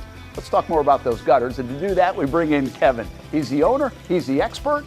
Why Gutter Helmet? Well, Gutter Helmet is truly the only maintenance-free product. It lets the trash and debris go on the ground, the water wraps around and goes inside. Unlike filters, they sit on top of the gutters, and the trash and debris build up on top of filters, which requires maintenance. With Gutter Helmet, we're going to keep you off the ladder, the most dangerous thing in your garage. With Gutter Helmet, you'll never clean your gutters again. So get off the ladder and put on the helmet. Gutter Helmet. Get a free estimate at gutterhelmetofnorthflorida.com. You can also call 904-762-7779 or visit the showroom on St. John's Bluff Road in Jacksonville. Welcome back to the Brent and Austen Show, streaming on the Action Sports Jax 24/7 network. Hey, Brian Thomas Jr. yesterday, along with Trevor Lawrence at Palm Beach Autographs in the Avenues Mall, and they signed for a few hours. And, hey, got this to tell you about. Trevor Lawrence will be our guest tomorrow night on Jaguars All Access, and that is at String Sports Brewery in Springfield tomorrow night, and 7 o'clock on Fox 30. I do think we're on Fox 30 because it's a travel day for the World Series. But yes, yeah. So there we go. So Trevor Lawrence. Here's the deal on the Trevor Lawrence thing too. Trevor usually at this kind of event, he's considering he just signed yesterday for all the collectors and everything else at Palm Beach Autographs. Usually signed for the kids. Okay. And we've changed it around a little bit. This really got new, but he changed it to probably will sign 15 minutes prior to the show for the kids, and then we do the show, and then they'll get out of there. So in the past, it's been in the after. But this might be kind of the new way to do it based on their schedule, get those guys home, whatever, because you got to remember their day starts usually pretty early. So so that will be the case tomorrow. Get the kids out there. Get them out. That's what we really like to do. That's the best part of these shows. Over the years, when the Jags are rocking or things are great, you know, we certainly have people that come out. We appreciate everybody that comes out. But it's awesome when the kids are there because that's what it's all about. You get a chance to meet. Just think we just had Mickey Mantle's son on. Yeah. I mean, those are the memories that you get. You get a chance to meet Trevor Lawrence and take a picture or whatever else. So that's always the good stuff. That's what you remember back in the day, like when you got Mark Brunell. Of course, man. Absolutely. Yeah, and I had to sit through those record temperatures in Stevens Point, Wisconsin, get that thing. I was sweating. I think Mickey Mantle's son, speaking of him, I think Mr. Hugo I think he was impressed by the conversation. What did he say, Hamby, in the chat? Let me go back and look. I will find it. Okay. I thought I saw that Mr. Hugo mentioned something about Mickey Mantle's son in the interview. Got Mickey Mantle's son on the program before Brent dressing as Hicken didn't have that on my bingo card. There we go. Yep. Put on the board. There are many things on the bingo card. Our daily one, man. Got to get our daily Mr. Hugo call out in. I like it. Andre says, Brent, you catch yourself saying your ad reads around the house. I'm always quoting, if it ain't a pit, it ain't legit. On filter. Occasion, I will do that. Yes, don't be the filter. Don't be the filter. But the one that's really like, you know, obviously I got Nimniks in my driveway. And then Republic Services, recyclingsimplified.com. That's been an impact. I mean, we're cycling way more at the Martineau house. Nice, man. I'm sure they appreciate that. Yeah, it's like that is legit in my mind from a subconscious standpoint, where it's like I go to maybe throw something like, wait a minute, am I supposed to do that or not? Sure. So good messaging from Republic Services. RecyclingSimplified.com if you know what to recycle and not at your workplace and your home as well. Travis Hunter, there's evidence in an article that he will have a big second half of the year. Okay. And we're going to get to it in just a moment, but we just, I think. This guy. Well, I don't want to keep. I don't want to keep the Iceman waiting. No, man, especially when they're winning games that right happened now. as I was transitioning. Yeah. So I thought we would. I thought we would have a little bit of time to set it up, but I don't want to keep Coach Tickle waiting. They're out in Utah, I guess, so I would assume it's pretty early out that way. And we got Coach right now. Look at that crisp blue sky right behind you. Man, that's good. You're enjoying the weather out there, I bet. Yeah, it's a little cold out here for me. I'm used to the Jacksonville weather right now, so it's scenically nice, but temperature-wise, not too great right now. Hockey guys don't say it's cold. I'm from Canada too, but I guess I'm getting used to that Florida weather. Jacksonville's trying to start to make you soft, man. Happened the same thing with me being from Wisconsin. I get it, man. I get it. Like, seriously, how cold is it right now? Do you know? It's probably like 32-ish, 33-ish. Oh, wow. It's like chilly. Yeah, Dang. man. Okay. Yeah. All right. Well, hey, you guys are hot. Off to a nice start. Congrats on the start to the season. Two things about that. Why are you playing so well? What's it mean to do that? But also, how do you feel about this whole road thing for like 3 weeks to start the year, essentially? Yeah, I think the whole road thing's a little bit tough. I think we have the best fans in the league, and we love playing in front of our fans. So that part's tough. But I think, for us, for a team building aspect, we got a lot of new faces here. I think just being on the road for a little bit, being on that bus, being in hotel rooms, we kind of build a little bit more camaraderie. So I think that part's super important for us. But yeah, we've been off to a hot start, and I think a lot of that's attributed to the players, obviously.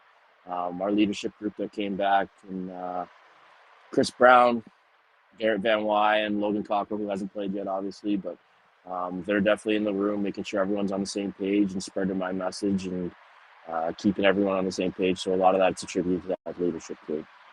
Coach, and in the sport of football, it usually takes like 4 or 5 games to figure out what kind of team you have and how good you can possibly be. In the sport of hockey, how many games do you need to show, like, okay, this team might be the real deal, or this team may need some work? I think you probably give it to it around like Thanksgiving-ish, Okay. somewhere around there. You kind of get your your 15 games in-ish kind of area. But I think, this team is a little bit different in the sense of we had a good core of returning guys, so we know what to expect from them. And majority of the guys that have been brought in are guys that I'm familiar with through my past in hockey, so I know what they're going to do and I know what they're going to be like. So I'm pretty confident I know what this group's going to be, and I think we're going to be hopefully that down there at the end. Coach Sean Tico with the Jacksonville Icemen joining us here on the Brent and Austen Show on the Action Sports Jax 24/7 Network. Icemen coming home in a couple weeks. They'll be back next weekend to really open up this home slate, which will be really cool. We got that to look forward to after the Florida-Georgia weekend here in Jacksonville. On the road at Utah. You mentioned it. You've got some familiarity here with this team. And I guess 2 questions. You did a great job last year taking over midstream of that season. Do you feel like this is your hockey team now, or did you already feel like that toward the end of last year? And I guess the second part of that one is just how much of that continuity helps going into a season when so many guys know what to expect out of you. Yeah, I think taking over last season, after the season, was a little bit tough. I think you kind of hit the nail on the head there. You don't really – there's some pieces and some things that went on last year in our culture that I wasn't a fan of and that I didn't like. And it does make you feel kind of like this isn't my group. So coming into camp this year, it was a cool feeling in the sense of I know what to expect from these guys. This does feel like my group, and that's it. That's a huge feeling. I think our leadership group feels that too. They see the difference in the culture. They see the difference in the guys we treated. They see the difference in the way that we practice, the way that we carry ourselves. And they're really receptive to it. So, like I said, it's big on them that they've done that, and I love this group, and I think we're going to do something special this year. Coach, how much of it, when you talk about taking over halfway through the season, I mean, one could say in any sport, when that happens, the players may play a little harder, right, because now everybody's kind of on notice a little bit. But then how hard is it really to come into a new season and try to reiterate that culture that you built up? And is it more of like you bring your philosophies and it's like, all right, you have to do things this way? Or do you take a look at your team and go, okay, I see what I have. I have to tailor my messaging and philosophy towards them. So is it more about your message or what your team can provide? Yeah, I think that's both. Okay. I think the beauty in this league a little bit is I have to recruit all the players, majority of them. So the message that I'm going to be providing, it's going to have to change sometimes. And depending on the group, depending on what happens, it's definitely going to have to change. But I bring in guys that are like-minded to me, right? So I think that's the biggest thing in this group is the biggest thing that I wanted to go into this summer looking, and I tried to accomplish it, was I wanted to find guys that have won. We brought in goalie Cameron Rose, a national champion. We brought in Macaulay Carson, who's a 3-time national champion in Canada in CIS University hockey. I brought in a lot of guys that have won in junior, a lot of guys that have been around. So because everyone kind of feels like winning is just a given, and it's not. There's a lot that goes into it. You have to do it every day. You have to show up at practice every day. You have to treat people the right way. You have to have the right culture. You have to work out. You have to do all these things if you really want to win. And having winners in a culture is super, super important. So it's something that we targeted this summer and wanted to do. Before we let you get out of here, Coach Sean Tickle with the Jacksonville Icemen, they're out in Utah. And so I was just looking this up. West Valley, Utah, basically West Valley City is where these guys are at. I mean, you're there for a 3-game set with Utah. That's unique to play 3 in a row. I'm assuming the penalty minutes by game 3 are going to go up. Yeah. You kind of do get to grow a little bit of a hatred for people when you play these little sets. We try to treat them like a little playoff series for us too. Yeah. So we'll try to get stuff done. We'll kind of put little tasks forward to them, and to the players. But I love these little sets. They're awesome. That's cool. Let me give us a sense of what you're doing. So it's right now like 9:30 out there. I think Yeah. What's your day look like here? So we're heading to the rink probably here in about 10 minutes. Guys will go in, get their stretches. We'll go on the ice. We'll do a little pregame skate. We'll get our special teams video out of the way in the morning. And then usually come back, they get their lunch, have a little nap, whatever they do, and we'll get back to the rink. We'll do our 5-on-5 pre-scout video. Then they do their warm-up, and then we get the road, and we're ready to play for puck drop at 7 o'clock. Yeah, and I would assume that's so game tonight, 7 o'clock, and then tomorrow, Friday, pretty similar, or do you kind of back some of that off because of recovery in 3 games in 3 days? Yeah, the ice will probably be a little bit backed off, so it'll be kind of just the guys that didn't play will go on the ice, or guys just want a few touches or something what they want to do, if they want to take a few shots or whatever like that, and we'll kind of back the ice off. But they still kind of have to go through their same process and getting their body back through the cold tubs, through the hot tubs, getting the joints moving and all that stuff in the morning. So we'll go through that again in the morning. All right. Is there a meal or anything else fun that you're doing outside of hockey, or do you not have time for that? A few of us went to Park City yesterday. Kind of looked around when they had that Sundance Film Festival, which was pretty cool. Oh, cool. Yeah, so we went up towards the mountains and stuff. Those guys, so we had a little bit of fun yesterday. Walked around the town and we enjoyed that, and now straight down to business. All right. I on the food front, is there a place that you guys will frequent more often than not when you hit the road? I mean, is it like Texas Roadhouse, or is it Zaxby's or Chick-fil-A? I don't know if they even have Chick-fil-A out there. These guys love Chipotle. They love it so much. The young guys love Chipotle, man. I get a little sick of it, but it is pretty good. All right. Hey, good luck tonight, and we'll see you back home on November 7th here in Jacksonville. Awesome. Thank you so much, guys. You bet. That's Coach Sean Tickle with Jacksonville Icemen. Check out their schedule, jacksonvilleicemen.com, by the way. So they got Utah this week. Then he'll probably come back home. They go to Savannah on next Wednesday. Then they are home for the home opener, finally. I mean, they're 3-1 right now, so they will be 8 games in. Yeah.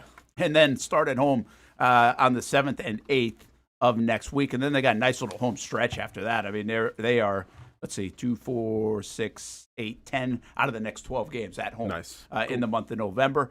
And I believe we've got that. I got to confirm, but I think we've got that November 7th game, that opener, also on My TV Jacks here with the Action Sports Jacks family of networks, so that will be cool. And we'll visit with Coach Sean Tico quite a bit and other Iceman players. Hockey guys are always fun. Yeah, Chipotle, man. I'm telling you, the kid, like the age group, the younger guys seem to love. Doing a Chipotle. Hamby, huh? you're a Chipotle guy? I'm twice a week probably. Yeah, Wow. why is that? Like, what is? I mean, I'm not saying Chipotle's bad, but I mean, I think there's like, people miss if you don't have it. Like, if you've gone away from college, like Ty's buddies, and they're not around it, they're like, that's the first place they go to when they come back. Yeah. Why? Because it's fast and in our minds healthy. Yeah. Is that what it is? That's- It's kind of like the that's- Chick-fil-A of, like that kind of food. Yeah. Like instead of Taco Bell, right? Oh, yeah. Like, so Yeah. it's Taco Bell or Chipotle? Is that And kind of what you're hopping it to? And it's also like, where Moe's? can I go get a lot of protein fast? Yep. Okay. Yeah, there you because go. and it's consistent. You know what you're getting every time. Yeah, yeah. You know, with Chipotle. That I don't have to make, obviously. Mhm. Like, I don't have to make anything myself. Like, the only place that comes to mind for me right now where I can get a lot of protein after a workout or whatever, Chipotle. Yeah. And That's Chipotle fair. survived like the bad pub stuff, right? I don't remember what you're talking about. Yeah, what was... Oh, I thought they had a major issue like across some of their restaurants like a year and a half, 2 years ago. Like maybe. a food issue I or think like so. a management issue? I think it was more of a food Like issue. skimping people on. No, I think it was like I don't wanna Guacamole say, prices? I don't want to say look it up, but I believe, but they've actually survived that. Whatever it was, that looked like it was going to be pretty bad at the time. I was always a Moe's guy. Now I don't really go. Get I the did a lot of takeout Moe's stuff. and I bet you're a Moe's guy coming from where you came from. What is that supposed to who, be? me? 1010XL, man. You get, they talk. It was the Moe station. Went right over his head. No, It did. Hamby, not I you. missed You're that. good. I You're all missed that. good. I was thinking, wait a minute, we don't have. I don't Rhode think Island? it started in Rhode Island. In Rhode Island? No, Ohio. no. That was a 1010 That was joke. good. I got you, man. That used to be a running joke, Hamby. Oh yeah, man. Because before 1010 figured out like they should start doing things kind of the way we do it. Yeah. They. It was literally. They only tweeted Welcome to Moe's. "Welcome to Moe's" on like whatever handoff thing they did. Yep. And so it was like always sponsored by Moe's. Yeah. And so all they tweet, like if you looked at their tweets in 2019, the Moe's only thing they every time. tweeted It was a was- "Welcome to Moe's" thing. It was a Moe's like burner account. corporate handle. Yeah, like a Moe's burner for sure. It's so funny. Yeah, That man. is so. It is so true. Oh yeah. Yep. All right, guys, we got some breaking news. Really? I was really getting into the Moe's conversation. I figured I'd pop this one up there. I just wanted one more thing to tell you about the Moe's conversation. I Please. used to go into Moe's because they had free chips and salsa, Mm-hmm. and that's the best thing. Yeah. But I just wanted the chips and salsa, so I would just buy something. I'd like, do I have to buy something? Sometimes they would say no. Like, I got to buy something. Brent, I got to buy something. So I was like, hey, I'll get a Diet Coke, and then can I have chips and salsa? yeah. That's a meal right But there, I man. wanted chips and salsa. I Yeah. love chips and salsa. Carb up. I know that's when I. And I didn't want to be the guy just going in and getting it. Yeah. But I was like, I want my chips and salsa. If Yeah. I got to pay $10, I'll pay $10 for it. Yeah, But- and like the mental gymnastics I go through, like, well, okay, well, I'm getting my serving of veggies in with the salsa, so it's not that bad for you. Like, it's crazy, man. It's like crazy what we tell the only two ourselves. places I've done that with before are movie theater. I've actually gone to the movie theater and got popcorn and Diet Coke without actually going into the movie. And I will go to Moe's. No, and get chips and salsa. no. Get Aiden Hutchinson All right, yeah, off I gotta the get- hold on. screen. Come Hold on on. now. Come on. You didn't go inside You to the went movie. inside. Okay, well, because you need a ticket, right, to get through to the concessions? This was in Albany that we Oh, did okay. this. This is a while ago. It was a while ago. Okay. And yes, I think now I've tried it since. Can't do it now. You and got to get can't through. do it. Okay. Now I think I've asked them. I might have done it one time, man, because I might have said, "Hey, I just want popcorn," and I think they allowed me to do it. Literally paid So you went in? $45. Yeah, because this is we're on the It's been same a week's page. pay. It's a little pricey for popcorn at It the is. movie theater, right? Now maybe back then inflation, whatever. But okay, $7 so you go for a get Diet it, and then you just eat it in your car. When I brought it home for Steph and I, got a big one. Steph and I like the movie popcorn. That was a nice husband thing Hey to man, Over Redenbacher can help you out. You know, Nah, you it's can just go to the grocery store and not the get same. some micro. I do. guess. That's like going. That's like I don't going think to- I'm. that's- I don't think that's- I'm. That's like I want to get Diet Coke and saying that like the Diet Coke in No. a styrofoam cup and a plastic cup is the same. It's No, not. that No, that actually, the more that he talks, I think I'm more with Brent on this There's than no I way. was like 2 That's- minutes No, ago. it's too much effort. Just like I'm not going to go to McDonald's and fill up a gallon of Coke and then bring it home for my family. You know, like no. Now Like, I will also you tell guys you getting this. over Redenbacher. Sorry. This is something I've done, and I'm not ashamed of it. But So we did like go to the movie theater. This is back in Albany. Go to the movie theater. Okay. Got the giant popcorn. Of course, I could eat like all that all day and not gain a pound at that point.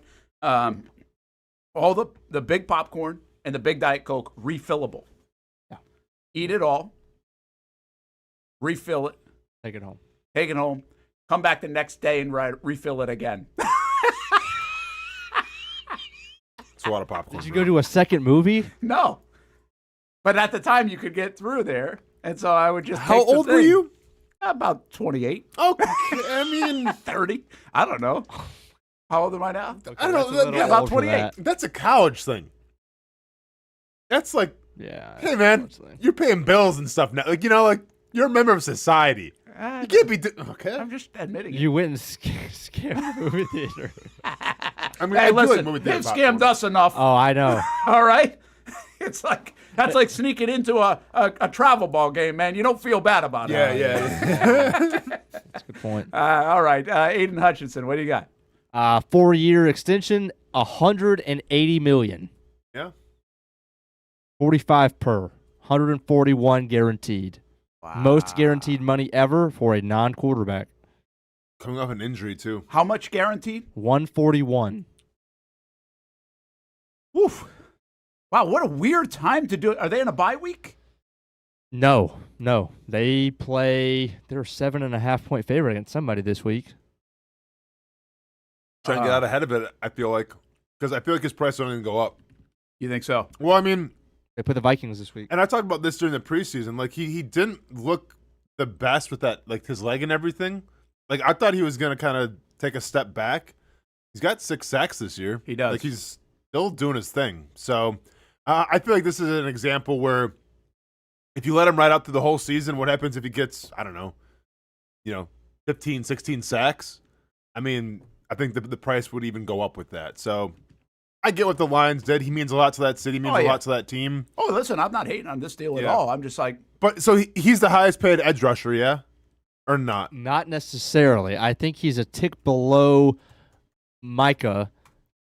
What about Myles Garrett?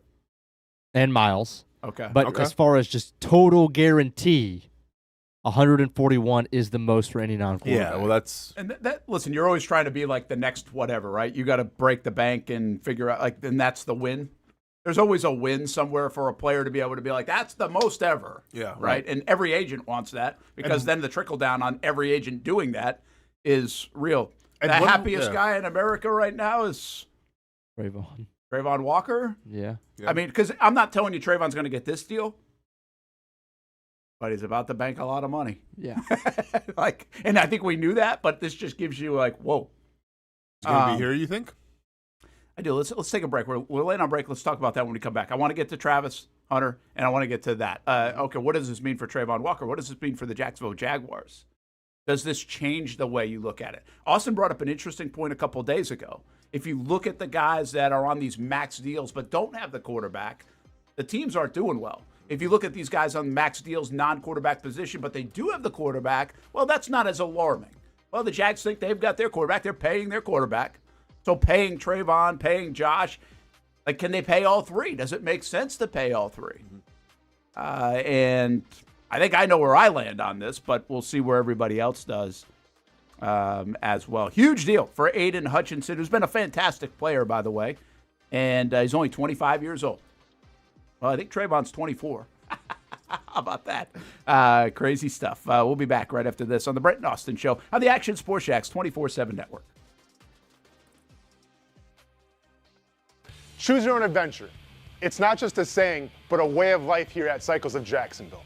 And whether it's 2 wheels or 4 wheels, at Cycles of Jacksonville, a great adventure awaits. With brands like Honda, Vespa, Segway, and Triumph, Cycles of Jacksonville has you covered with their inventory featuring a 60,000 square foot building. If 4 wheels is more your thing, check out the largest selection of Honda Talons in the entire county. No matter what you're looking for, Cycles of Jacksonville is going to have the selection you need, all with great financing and rebates. Plus, if you're active duty military, Cycles of Jacksonville will offer you 0% financing along with great discounts for military and first responders. And when you want to get off the road and set sail, Cycles of Jacksonville has you covered with everything you need to get on the water. So if you're ready for a great adventure, let Cycles of Jacksonville be your guide. Located off Atlantic Boulevard, or check out their website at cyclesofjacksonville.com. How do we make Mason's famous lobster rolls? It's simple. We get up before dawn, head into the open waters of Maine, haul in our traps by hand, and send only the best straight to our restaurants, where we add warm butter or chilled mayo with a squeeze of lemon and pile it on a toasted split-top roll, just like it's been done for nearly a century. That's the recipe for Mason's famous lobster rolls. Thanks for meeting me here. Okay. You're my only lawyer friend, and I need your professional opinion. Okay. You see that brand new Hyundai Tucson out there? Yeah. That's all I paid for it. Do you know what you want? Yeah. I think I do. Enjoy your new car. Thanks. Bye-bye. Deal so right, it almost feels wrong. The Hyundai Getaway Sales Event. Lease a Hyundai Tucson for $259 a month, or get 2.99% APR, or get $1,750 bonus cash. Hurry in. Year 2 is in the books for the Jacksonville Armada women's under-23 squad, taking another step forward in the Women's Premier Soccer League. Under the guidance of head coach David Goff, the girls in blue went undefeated at home for a second straight season, including a dramatic draw in the opener. And they've left it to the death. Unbelievable stuff. And a late winner to end the season at home. Headed on. Here's a chance. Gianna Ramirez brings it down, still alive, takes a shot, and into the back of the net. After fielding a younger roster in 2025 with talent from all across Northeast Florida, the future is bright for the Armada women's team. We highlight the ladies and all things Jacksonville Armada each week on Fleet and Footy on the Action Sports Jacks 24/7 network. I'll put one in the back of the net for you. Join us for player profiles, fun interviews, and the very latest on the Fleet and all things footy. That's every Thursday at 2 p.m.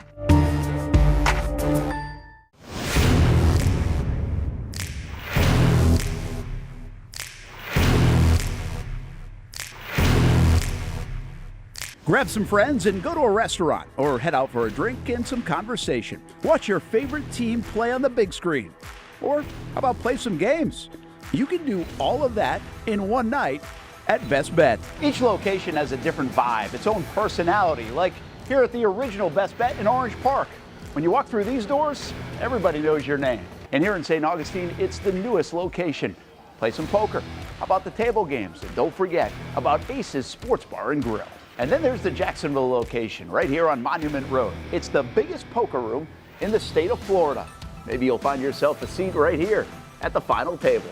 Best Bet, where you can have the best of times. And that makes you always go home a winner. Try any of the 3 locations, and you can always visit bestbetjacks.com.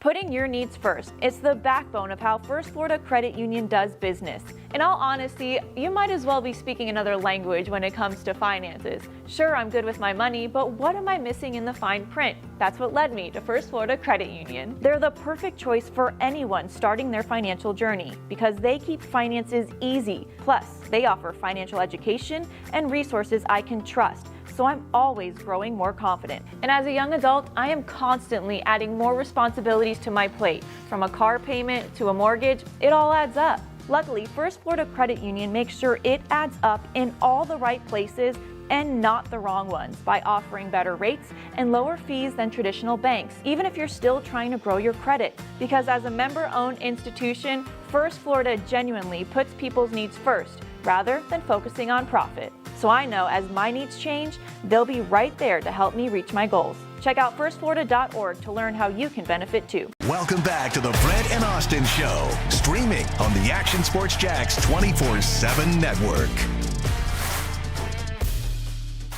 Oh, Hamby, I was just talking about this. Did you just find that? Yeah. All right, I got. Is that what you're talking about? Yeah. Well, yeah, that is kind of what I'm talking about. There are different variations of it, but we were just talking in the break as Austin was playing some darts. I was like, I want a Jumbotron because you can get these miniature Jumbotrons for this room. Mm-hmm. And I just think it would be cool. We could really utilize it. Now, it's kind of expensive, so I got some selling to do if we're going to get to that point. Now, The other thing that I see in there, I'm wondering if that's going to be a life goal at some point, is to be able to buy a golf simulator. Mm-hmm. I saw one the other day at a house I was down at. I was like, yeah, this would be cool. It'd be cool to get. Sure. Like, would you get? You're not a golfer, but a golf simulator would be cool, though, right? No, I mean, yeah, I played it at Scobie's house before. Yeah, he's got one. Yeah, I mean, it's cool. I think though, like, because I don't like enjoy golfing that much, where I'd do it like on a consistent basis, so I probably wouldn't. How about a hockey one? Do you think they have one of those where you can take slap shots all the time against the goalie? That'd be cool. I'm sure they, yeah, because I think they have like a soccer one like that too. Got it right. I feel like they do. Yeah, I mean, that'd be cool. But once again, like, I don't know, like, I don't know if it would be, because I treat it like a video game. Like, I get obsessed with a video game, but then eventually, like, okay, I want to go to the next one. I you can see that Jumbotron above y'all right now. Yeah, I don't know if the ceiling, believe me, I've looked into it. Like, I've literally looked into it. I don't know if the ceiling can hold it. Because it's one of those drop ceilings. It just comes crashing down. Yeah, then that would not be good. That'd be a waste of money, number one. Yeah. But yeah, listen, the ceiling is not high in here. And it's also one of those drop ceilings type thing. I think that's what they're called. And but yeah. How much one of those costing, Brent? When I looked it up, I think it was like $5,000. Okay. Mini Jumbotron. Hold on, I'll get to it. They got a whole website, man. MiniJumbotron.com. You're welcome. I'm gonna send this to him. I mean, yeah. How haven't we worked like an endorsement? Just we could help you sell them. Do some advertising. You can get us a free one. For sure. Yeah. But I think it's a cool deal. Mm-hmm. And I gotta try to find. I can't find the money right now on it. But yeah, I think it was. I thought there were some you could get for like $5,000. You can go up. Yeah, I'm sure you can go up. But I would. There's pretty cool. Yeah, pretty cool, man. Sweet. Like take your lineup. Like, take the lineup that you put out at the top of the show and put that on the Jumbotron instead coming in here. That's cool. That would be neat. That's 100%. Cool. Right? William Torres in the chat says, what about the digital scoreboard on the wall? All right. Probably a little cheaper. All right. All right, so I need a little bit more on that. Digital scoreboard on the wall. Trying to find a visual. Like you're talking like a baseball scoreboardy type thing? I'm just thinking like running like a ticker? Yeah, you can buy the ticker stuff pretty cheap. Oh, yeah. But I think it kind of looks... We can go to Costco right now and get one. It looks rinky-dink a little bit to me. Okay. And maybe not to you guys. We have high standards here, coming from the guy who was sneaking movie theater popcorn 2 days in a row. Great point. Yeah, I mean, okay. I've changed. Okay. Now I'm a snob. We're all over the place. But I like the way you're thinking, William. The digital scoreboard isn't bad. Mm-hmm. Like we could do something, but I gotta see it. I need someone to send it to me. I'd like be customizing that all the time. How do we cut? I'm cool with that. I'd be like we gotta make this thing. You know what we do? We have like talent talk is in here on Tuesdays. Jones numbers anymore now, but that would be backfiring. Wouldn't that be cool? Like fantasy updates, right? Like all that stuff. You see our picks for the week all the time. Oh yeah, right. I won't like that either sometimes. Yeah, the running total of zeros. Hopefully, they make a lot of zeros on our weekend wagers. But we had talent talk in here yesterday. You know, it's fun when you bring somebody into this room because we're so used to it now. And I actually said to Hamby, I think most recently, I'm like, I don't know, man. There's some of this stuff getting a little stale. Like, do we need to like dress something up a little bit? I've been looking at this thing for 2 years now. But most everybody sits in, they like look around, they're like, this is cool. Well, yeah, man. When they come in here. Yeah, it's not like our audience, get rid of these helmets and get something new. Like, come on, man. It's part of the... Oh. They're not giving that away. There ain't no way they're giving that away. Like, that's kind of, like, that's a big one. That's too big. I'm not going to lie. That's really cool. It is cool. But you can't really do a lot with it. Nah, that's just like... That'd be cool. You know, it'd be really neat if you got that from your high school, right? Yeah, like, let's say you're is it a who? Oh, Lemieux jersey. Mario Lemieux, Super Mario. It feels like they would have a lot more on their wall right there, by the way. He's got a Jordan thing by the stairs as well. Yeah. Man, are my eyes good. I'm not a big man cave guy, but a room would be cool. Like the whole room dressed with stuff that's see, that's shocking. Not necessarily posters and everyone. Well, Austin, he doesn't ever watch sports at home, really. Okay, I guess that's not so shocking. Because I was going to say, like, for a guy that's super into sports, like, the man cave is what you got to have, man. You're fortress of solitude. I just put him up in the living room. Okay, yeah, I mean that's like Steph is really cool. Like we literally have like my Masters flag right when you walk in the house. Mm-hmm. It's not in a man cave. Yeah. We've got other. I mean, Steph doesn't care about any of that. So Brent, people are wanting the Pac-Man update. Nah, I haven't Brent played quit forever. Somebody beat him and Brent quit. I did not quit. Great point. Called in the towel. Threw in the towel. Meanwhile, like I said, you could have got NFL Blitz or NBA Jam in here. Me and Hamby would still be playing that right now. Ooh. Well, if you want, I'll look into it. Those are easy. Those are way cheaper. Yeah, a few $100. This thing was like a few $100. Yeah. That's a great few $100 spend. Yeah, I mean, because you play it nonstop. I already told you my thoughts on Pac-Man. Well, I get it, but I'm just saying, like, that's not bad money spent.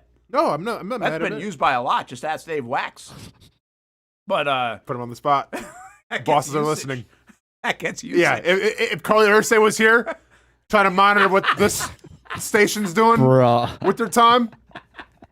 Hey, can you imagine her just sitting in a chair watching Pac-Man being played for 10 hours a day? Listen, you might have just tapped into a story idea. You walk around the building with a headset on. And you got to take notes. Oh, I like that. Yeah. That could be a good bit. That could be good. Man cave versus man room. Yeah, I would rather have the man room is what I'm saying. Like I would rather have a golf simulator, pinball if you want that. Ping pong table? Ping pong table, absolutely. Pool table, I'm cool with it. I don't play a lot of pool, but I would play more if we had it. The dart thing is a good setup, but I don't. I don't need memorabilia. Are you talking about in here, like the ping pong? Nope. Don't have the ping pong table. We know that can go wrong real quick with teams. Yes, I know. Didn't work well for the Jaguars. Didn't work well for the Ravens. Got the ping pong table out of there. Listen, we have another room right over here. That's all old sales offices. Yeah, I know. Now we don't have the jurisdiction, if you will, to take a sledgehammer to that whole thing and then build it up. If we did, we would already have done it. It's not being. Can we take people behind the scenes a little bit? Can we show them that room? Probably not. Right now. Yeah. Nah, I mean it's on the other side. Other side of it. Yeah, there you go, Hamby. Nicely done. So everyone put your good job, Hamby. Use your imaginations and imagine that wall being knocked down. There's like 3 times the space we could use. I would say it's 3 times this room width-wise. Correct. So so boom, boom, boom. But the same length. And it's all just files and papers and stuff. It's a useless room. Yeah. So if we then took that and we put you could have a little putting, we could have a better dart area. Put a little mini half pipe or something, man. It's got that much space. I think it would be a great green room. Green room.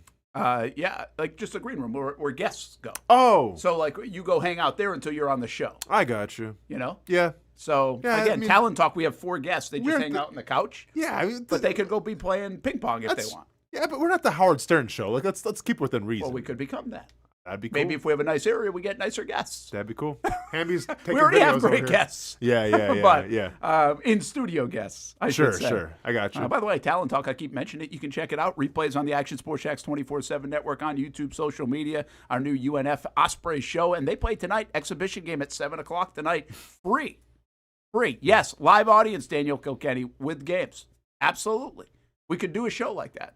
Okay. Which I kind of have flirted with anyway. Because we have a room in the radio side where we've done it. We did our year anniversary show. We did? We did a live... now, you think corporate's going to be cool with that if we're down here doing our own thing? Yeah, we have a good relationship for those purposes. You do? Yeah. I think it'd be okay. Okay. But you could turn that into it. Yeah, but that's been they got to do something with the other room, though, man. Yeah, it's just files. Yeah. But I think we could make that really cool room. Mm-hmm. So anyway, there you go. All right. Cool. Let's get to what we're supposed to talk. Aiden Hutchinson just got signed. Big news. Can we get the Travis Hunter we thing? Will. Okay. But this one's more topical because it's breaking news. I got you. You say trending topics. This will be a trending topic. It is a trending topic. Put it in your Twitter thing. What does this mean for Trayvon Walker? I mean, it means that when it's his time, whether it's this year or whatever the case may be, he's about to be a very rich man. I would think most people would take the Detroit pick over the Jags pick, right? As much as I love Trayvon. You're saying they'd take Aiden over Trayvon right now? Yeah. I mean, I think the stats... and his resume, even though they had the injured year. Of course, but I think stats, resumes, they speak for itself, yes. where's the gap then? And how much of a necessity then? They were never going to let Aiden Hutchinson walk. Never. The Jags weren't going to let Josh Hines-Allen walk. The Jags can't let Trayvon Walker walk, right? Or no? I feel like you can't let him walk. I think the question could be, could you get something for him? Like, they're not just going to say, hey, all right, thanks for your service, Trayvon. Go have fun with another team. Like, that would never happen. Yeah. It would be get something. Of course. And I think if you were to re-sign him, like, yeah, it's going to be a pretty penny. It wouldn't beat Aiden Hutchinson, Myles Garrett, even I think a Josh Hines-Allen, right? Because I think you have to have the numbers to back it up. And right now the injury is not helping the situation. But, I mean, if you want to look at it with a sunshiny lens, you can say, okay, well, this injury this year has cost him a little bit in his numbers. So that could help in terms of getting that long-term contract done. Does he get hurt by the fact that Josh is going to get his as well? But like Aiden Hutchinson doesn't really have that other guy. In fact, they might be looking for that other guy. They've been looking for the other guy for a long time, Yeah. it seems like. So does that hurt his numbers when you comp him a bit? Or do you look at it as almost a helper and it should be a helper? Do you mean in numbers in terms of contract or numbers in terms of quarterback sacks? Yeah, like it should. I think it should help him. Like, look at Rashawn Gary right now. Rashawn Gary's on pace to have, I mean, I don't want to say a breakout because he's been pretty good, but like Rashawn Gary's quarterback sack numbers now have skyrocketed because of Micah Parsons. So I think one would think if you have Josh Hines-Allen on one side commanding double teams, if I'm Trayvon Walker, I'm thinking, okay, you guys have fun over there. I'll do my thing over here. So he just made now $45 million a year, right? Essentially, with this deal, $180 million contract over 4 years. And by the way, he's 25, 26, 28. He'll be up for another contract when he's 28. He's going to make a lot of money in the NFL. T.J. Watt's making $41 million. Myles Garrett's making $40 million a year. Just got that big deal. Danielle Hunter, $35 million. He's on his way out, though. Max Crosby just got paid $35 million. Nick Bosa's $34. Trey Hendrickson's $29. Josh Hines-Allen, $28.2 million. This is an average per year, okay? I know they're not making this necessarily right here this year. But $28 million for Josh Hines-Allen at 28 years old. Brian Burns, $28 million. Is that where Trayvon's going to fall? Is he going to fall into the $27, $28, $29 million per year kind of contract? Gary's at $24 million, but they did that deal now a couple years ago. Andrew Van Ginkel's at $23 million. Karlaftis, $22 million. I mean, I would think Trayvon Walker at 24 years old is right about the same as Josh Hines-Allen money. Fair enough? Yeah, I mean, I think because once again, and this isn't the end-all, be-all stat, but I feel like when you're negotiating a contract, this means everything, and it's quarterback sacks. Like, Hutchinson right now is on pace to have his best year of his career in terms of quarterback sack numbers. Now, there's a lot to be said for that because he's coming off a catastrophic injury last year. Yeah. He's already showed, like, hey, I came off that. I'm playing at a very high level right now. I deserve to get paid. With Trayvon Walker, he's at 2 right now, and all that has to do with the injury and everything. Hopefully, those numbers can go up a little more. But in terms of consistency, you have 3.5 his rookie year, 10, 10.5, then we'll see this year. Like, I think if you talk about consistency, which teams love, if you're guaranteed to have another year where you get 10 sacks or something like that, then yeah, he's in that Burns ballpark. He has to be. And he's 24. He turns 25 in December, yeah. Which is crazy. Yeah. So in a weird way, this money is so egregious at face value. But if they could get a Trayvon Walker deal done for around $28 million, they would have $56 million tied up in these two bookends and have something that a lot of the league doesn't have. Meanwhile, some of these guys are paying $45 million for one. Yeah. So it's actually not that bad a deal. Like, could I sit here and say, if you can get those guys for under $60 million combined, average per year, it's a pretty good deal? Okay, so say that. Say you're paying $58 million a year for both of them. Well, what does that really mean if right now you're not, like, you're bottom last, you're dead last in quarterback sacks? Like, yeah. That's not a good look. Now, I get injuries got something to do with it. It's not, Brent, come on. Like, if you watch the first 4 games, you know Josh Hines-Allen had 3 turnovers for himself. Sure. He won you the game at the end against the Houston Texans. Okay, but if you're the Houston Texans defense, and you're paying top dollar for Will Anderson Jr. and Daniel Hunter. I think I forgot what they're all making. Let me just go back to that. Help. I know Hunter's making a lot. Hunter's making like shoot, I'll find it. Okay, whatever. But I assume it's top dollar money. Yeah, Hunter's on he's making $35 million. Okay, and what is Anderson? I think still on his rookie. On his deal. rookie, but he's about to get paid, right? He will get paid. It just depends when they want to do that. Okay. He's making $8 million a year. Okay, but he's about to get his new contract. Yeah. How many quarterback sacks do they have between both of them? Because like right now, I don't think there's anyone in Houston saying, okay, well, they're not paying up to that contract, or Will Anderson's not going to get a new, like. I get you. Yeah. No, listen, I understand that. I'm just saying, I really think if you're making $45 million, you better have 15+ sacks. Well, if you're making $28 million, I think people buy Rashawn Gary, who probably was doing a lot of things, but wasn't always having 14, 15 sack seasons. And now he blossoms to that once you bookend him with somebody else. Yeah. So I think the potential is there. And I just think if you've watched, which we have, I'm not saying you haven't, watched the Jags games, I think we know the impact of Josh Hines-Allen and Trayvon Walker, especially in those first 4 games, was massive. And now in the last few, different, right? For the injury reason. One, Trayvon's played 33 snaps in the last 3 games combined, missing the Chiefs game. And when you do that, the ribs hurt for Josh Hines-Allen right now because he's getting chipped so much. Correct. But like at the end of the day, look at it like this. In 2022, when Josh Hines-Allen had 7 sacks, and granted, he affected the quarterback a lot more, was like top 5, whatever, in pressures and everything. Yeah. The Jaguars didn't want to pay him. They didn't sign him, yeah. Right? The Jaguars weren't going, well, he's this close to a bunch of them. Let's go ahead and shore him up right now.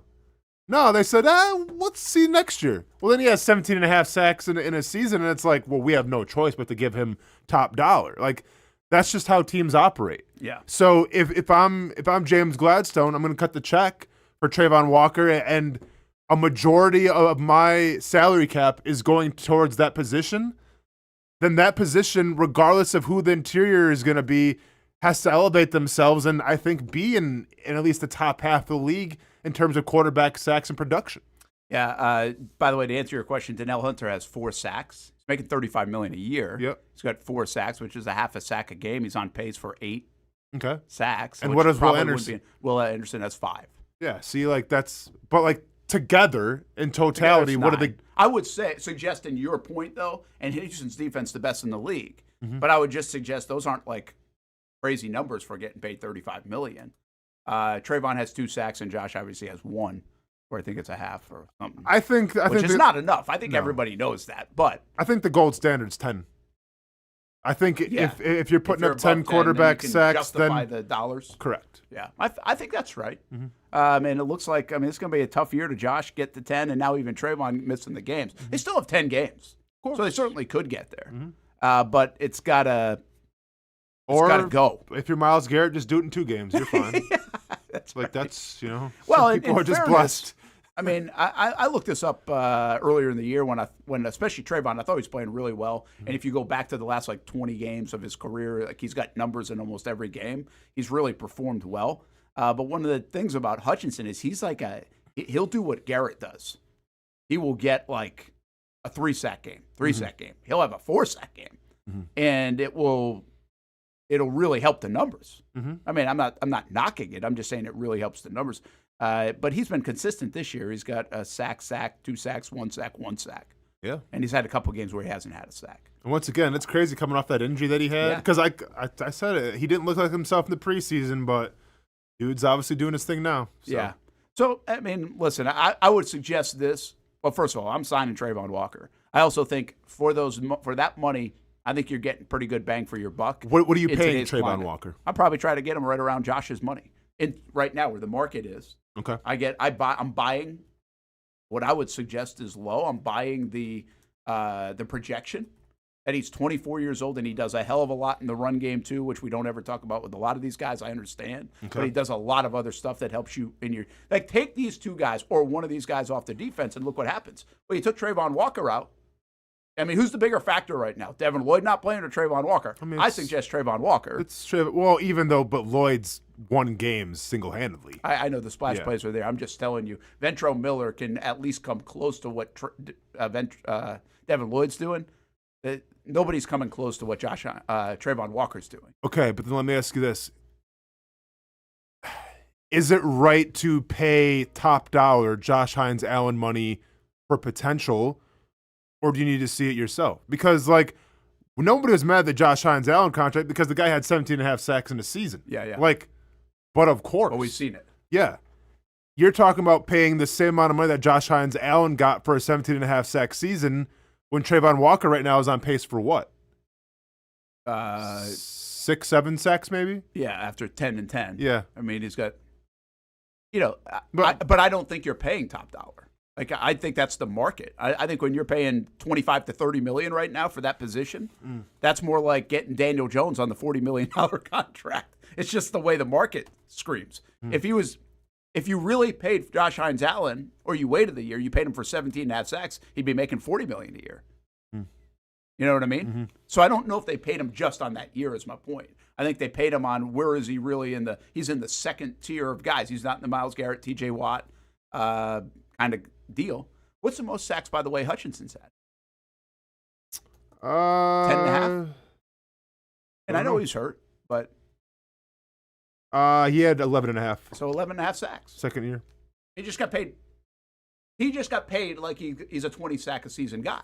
Well, because if you go back to last year, he was on pace to have 20 sacks last year before he got hurt. And this year he's on pace to probably have 15, 16. So, I mean, yeah, you're paying off potential.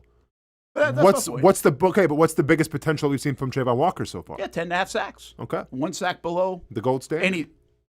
No, that's what I'm saying. But he's not paying him $45 million. No, that's what I'm saying. That's the gold standard. Like, if you can get 10 sacks a season and like that's the standard, then yeah, I get pay him that then. Well, but my point is, you're not paying him to think that he's going to get 18.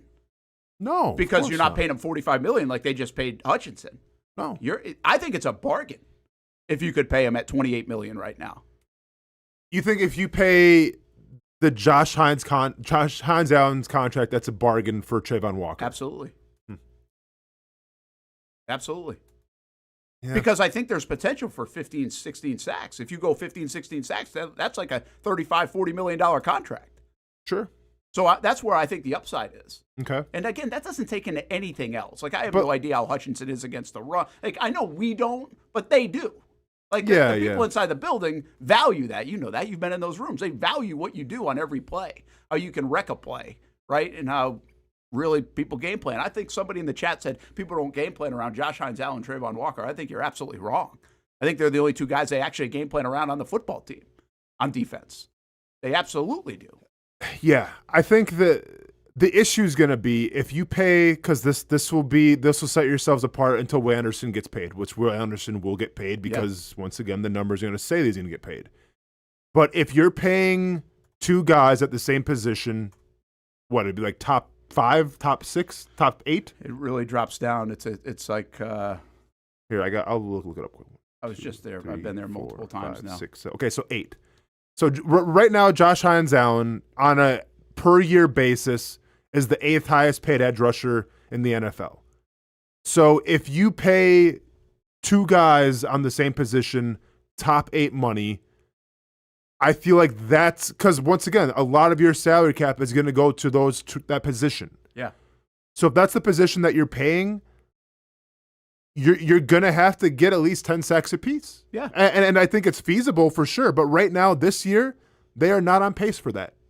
And I think you have to be. But I also think, like, again, you factor in when you do a 4-year deal that this is a dangerous game and you're going to get hurt. So, like, Trayvon was on pace. Sure. Trayvon was pacing until these last 3 games. That he could, if he had 4 sacks right now, he'd be pacing. Okay. But there's just upside that you're buying. Will Anderson, everybody, don't blink. Will Anderson, give him a contract right now. Well, his 11 sacks is his highest mark. He's a really good football player. They're buying the fact that they think 16, 17 sacks. Mm-hmm. I think the Jags are buying the fact that we've seen Trayvon Walker have double-digit sacks. Mm-hmm. Like, this only been done one time in franchise history. You've got to pay that. Like, you've got to pay that at a premium position. But what would you rather pay? Like, would you rather that money go towards that? Or would you rather that money go towards a guy like Dexter Lawrence? Where if you were to trade for him and you have to give him a new contract, would you rather see it spread out a little more on your defensive line? Yeah, I think that's what you ask yourself. I don't know the answer to that, Austin. I don't. Sure. I think. But these are things that James Gladstone is probably asking. Well, he's like, okay, so if we spend this majority of our money on our defensive line at the edge position, okay, so we're taking up there. But, like, do we have enough money then to show up the interior wise? And that's been a problem now for the past couple of years. Yeah. So I'm going to give you, I guess my comp here is what are the Giants going to do? Because the Giants just paid Burns. They're probably going to trade Kayvon Thibodeau is what people are saying. That's the thing. But so Dexter Lawrence, they're paying him high dollar. Mm-hmm. They're paying Burns. So they're paying two guys on the defensive line. Mm-hmm. And Thibodeau they have, but they drafted Carter. Correct. So they are going to replace Thibodeau with Carter. That's the thought. So the Jags have their option is, hey, we already got these dudes. Mm-hmm. We're going to have this. We already got the hard part done. We got it. Now we're going to go get a first-round pick next year and trade up for the best defensive tackle in the game is what they've got to do. Now, are they going to pay a third one? I doubt it, to your point, because that's not a good distribution of the dollars. I mean, it's going to be hard. You're going to have to hit a home run then, and also keep in mind trade up because you don't have a first-round pick right now on paper next year. So you're going to have to use a lot of that draft capital and hope that you hit the right guy then on interior defensive line. Yeah, I guess. As opposed to maybe go with more of a sure thing, a guy who's already seasoned, and maybe giving him a top dollar contract. Yeah. And that's what you have to ask yourself if that's worth it. Yeah, that's the game. I would suggest this. If you can't afford everybody and you think that defense, by the way, I think we all agree that the interior position, that game record is massive. The Jags are dead last in the league because they can't find that the last 4 years on this football team. They can't find consistent game record ability on the interior. So it is important. There's no doubt about it. But what you ask yourself is like, all right, do we trade Josh Allen away? Mm-hmm. I don't think it's Trayvon Walker. He's 24 years old. Josh Allen, by the way, isn't old. And, I love Josh. I'm not trading him away. But he's 28, and he's got a reasonable deal for his ability in today's market. Mm-hmm. Like, he's actually a reasonable piece at that price tag for somebody to add. So I don't think it's not pay Trayvon. I think it's more like, do you do a deal somewhere for Josh? Well, and you know how I feel about that. I think until Travis Hunter keeps elevating himself, I think Josh Allen's the best player on your team right now. And I'm never going to be for trading away your best player, regardless of what the capital looks like. So, no, I'm not trading away Josh Allen. If it's Trayvon Walker, maybe I take a look at it a little bit, but I'm not trading away Josh Allen. Yeah, one other thing before we get out of here. Let's get to the Travis Hunter thing. This isn't a very complex deal. I saw an article today. I think it's really a fantasy-based article on Yahoo Sports about Travis Hunter and about receivers in year one having good second halves. The young receivers, rookie receivers, they have good second half of the seasons. Okay. Traditionally. Mm-hmm. And some of the numbers to showcase this. Here's every rookie wide receiver over the past 4 years to average 12-plus fantasy points per game in the second half of the year. All right, so again, they're going from a fantasy look. But if you're doing well in fantasy, it means you're probably doing pretty well. Correct. I mean, there is a little bit of a correlation. I don't know if it's the reason, but it's a correlation. So they bring up like Elijah Moore, Tank Dell, Amon-Ra St. Brown, Jalen Waddle, BTJ, Malik Neighbors, Jamar Chase, Ladd McConkey. And the difference in some of these guys, like Christian Watson is a huge jump first half to second half of the year. And it's pretty clear. They all jump up. Mm-hmm. And I guess, are we going to see that major jump? One, because the Jags seem more committed to Travis. But naturally, you get a better feel for the game. You better feel of chemistry, perhaps, with your quarterback. Are we about to see that? And I actually think Brian falls into this a bit, too, because he hasn't had a ton of time on task, if you will, with Trevor Lawrence, because Trevor missed the back end of last year. I mean, is this just formality that Travis Hunter's going to really increase his production? Of course, yeah, because they need him to. Well, I need a lot of things. Doesn't mean it happens. Well, if it doesn't happen, then what does it look like? Can you trust Brian Thomas Jr. right now? No. Is Parker Washington proven himself to be a number one wide receiver? No. Are we trusting Tim Patrick to get the majority of the targets? No. Do they have a tight end right now that's going to command 10 targets a game? No. So what else do you have left? Yeah, you have Travis Hunter. So, yeah, I think fantasy-wise, numbers-wise, game flow-wise, yes, He's going to have to step things up a little bit, and they're going to have to feature him if you want to be successful. Hamby, you're buying it just because of what it's looked like, or what Austen said, just because what else is there? Or are you buying it because, well, sure. All of the above, I think. Like he's going to grow into being an NFL receiver. Because I think like there's a way you could look at Brian Thomas Jr. last year is he got fed the ball. Just boom, boom, boom, boom, boom, because there had nobody else, to your point there. I would assume a lot of these guys on that rookie list were brought in to be the guy because there wasn't a lot of other options. So if you're talking about them getting featured towards the second half of the season, I felt like, yeah, it's not a necessity because who else are you going to throw to? Yeah, Waddle's an interesting one here, Hamby. Neighbors actually went down a bit. Jamar Chase was down a bit. Lad McConkey's up a smidge. Puka Nacua down a bit, first half to second half. The big one is Christian Watson. I don't know if that was due to injury and stuff back in 22. The Elijah Moore actually played a huge role in the second half of his rookie season and hasn't done anything since. Tank Dell is on this list too, obviously before some of the injuries, but that was back in 23. So, yeah, Hamby, I mean, I guess it just makes sense. I mean, I think it's all of the factors, including he's got to get more targets. He's going to be more comfortable just as a football player in general, as a receiver. He's going to be more comfortable with the playbook. I think week in and week out, we're going to see more comfortability in the playbook, and potentially something that we can't necessarily see because it's not tangible was how much freer can he play? Because he's not locked in on markers and, shifts and all these things, landmarks, all that stuff.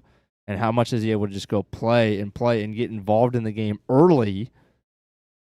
And I think that'll be a big difference potentially. Hey, Republic Services recycled headlines, recyclingsimplified.com. Liam Cohen talked today, said the health of the O-line, changes are not really necessary on the O-line, so they're sticking with their front. Patrick McCarry, remember, we haven't talked a lot about him, but he has not looked good the last couple of weeks. So we'll see if this offensive line plays a bit better, specifically at that right guard spot. Could we see Milam potentially get in there in some capacity if Walker Little and McCarry struggle, because they have been on that bus at times. Cohen on Brock Bowers, had a lot of experience with him in the SEC. Second-year player, gets in and out of breaks really well. Bowers comes back on Sunday. We'll see how he does. Cohen on Brian Thomas Jr. It takes work. It takes patience. It takes time. You're just hopeful it will come to life here. Still have a lot of confidence. Yeah, I think there's a lot of hope, too. I think he said it right, that there's just a lot of hope some of this stuff gets fixed. Cohen on Crosby. He's a creature. They lead the National Football League right now in tipped balls. Does a great job on getting his hands on the football because he's so long. And then also Cohen on Devin Lloyd being the Salute to Service nominee, but no word yet, at least that I saw, if he's going to be back. To pay attention to the practice report today for the Jaguars, specifically on Devin Lloyd and anybody else, like an Eric Murray, that might be on it. He's been battling a neck injury, and they're thin at the safety spot. That's a little bit concerning, and probably shouldn't be slept on, even though we haven't talked about it quite a bit. Hey, load management in the NBA. Michael Jordan says you're soft. What Jordan had to say about it. And is he right? Or have times changed? There you go. Look at that. Look what that could be. Nothing back there, man. Just bulldoze those walls. And then we're playing games for days. Nothing's over there. Just files. Not any good kind of files either. And just for Hamby, we'll bring in a Chipotle bar. Okay, wow. Ooh, I never leave. We'll be back. When it's time to get a new car for anyone in your family, just remember, nobody but Nimnick, the #1 Buick GMC dealer in Jacksonville. Get the latest price breaks on 2023 and 2024 models, or the newest 2025 vehicles in the showroom on Phillips Highway, or shop online at NimnickBuickGMC.com 24 hours a day. GMC Sierras, Yukons, and the redesigned Acadias, or get the all-new redesigned line with Buicks. It's nobody but Nimnick, and part of the reason why is this is a first-class buying experience here at Nimnick Buick GMC. You're not just a customer, you're a friend. This is about getting a vehicle that best fits you and getting you on the road, and also helping you and your family down the road. Nimnick has a treating you right guarantee, courtesy, respect, fairness, The most Buicks, GMCs, and Jacksonville's only Car Bravo dealer, nobody but Nimnicht. Who has put in the most years and stands behind a better experience? Nobody but Nimnicht. GMC. We are professional grade. If you look good, you feel good, and the medical professionals here at Ponte Vedra Vein and Aesthetics are here to make you feel your best. I'm on camera every week, and I have a confession to make. I'm not always confident in my appearance. Can you see my dark circles? Is my makeup highlighting my fine lines instead of covering them up? I question it all. So when I found out about the wide variety of procedures here at Ponte Vedra Vein and Aesthetics, I knew help was just one appointment away. Medical Director Dr. Megan Deacon Casey and her board-certified physicians have been using the latest in cutting-edge technology for the last 10 years, giving men and women their personal confidence boost. From Botox, fillers, Morpheus 8, and so much more. The hardest part was figuring out what I needed. Thankfully, the medical team walked me through what would work best for me through a free consultation. Come look and feel your best with the team here at Ponte Vedra Vein and Aesthetics. Visit them at one of their 2 locations, either over in Ponte Vedra or on the south side. Baker's Sports. It's a hometown business filled with hometown people trying to make you feel right at home. Chris Conley, Jacksonville University. Walker Wright, class of 2018, West Nassau High School. Michael Young, Fletcher High School. Baker's Sports started in a grassroots way and now outfits much of the Southeast. Tony Mazzio, Stanwood High School, class of 2002. High school sports, travel sports, youth sports of all kinds. They are a one-stop shop carrying Nike, Adidas, Under Armour brands, and more. Vincent Caldes, Oakleaf High School. Samuel Coffrin, Paxton School for Advanced Studies. Whether it's sports teams on the field or it's your team in the workplace, like our Action Sports Jacks team, and community events like the Dream 18 Golf Tournament, and many others. Cole Tilley, Hilliard High School. Reagan Webb, Eagles View Academy. Look good, feel good, play good with Baker Sports. Custom sports apparel since 1997. Shop with the hometown team at bakersport.com.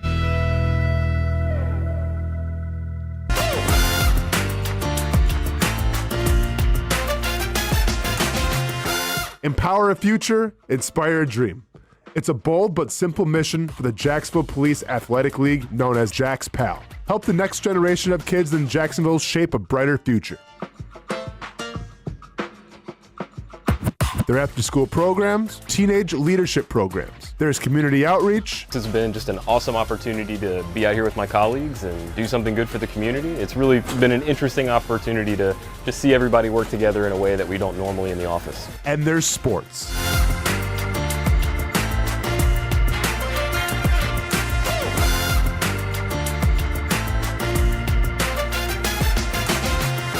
There are also ways you can help the next generation with a donation of any kind. Just visit jaxpal.org to get more information. Empower a future, inspire a dream with Jax PAL. Most of us know how to throw.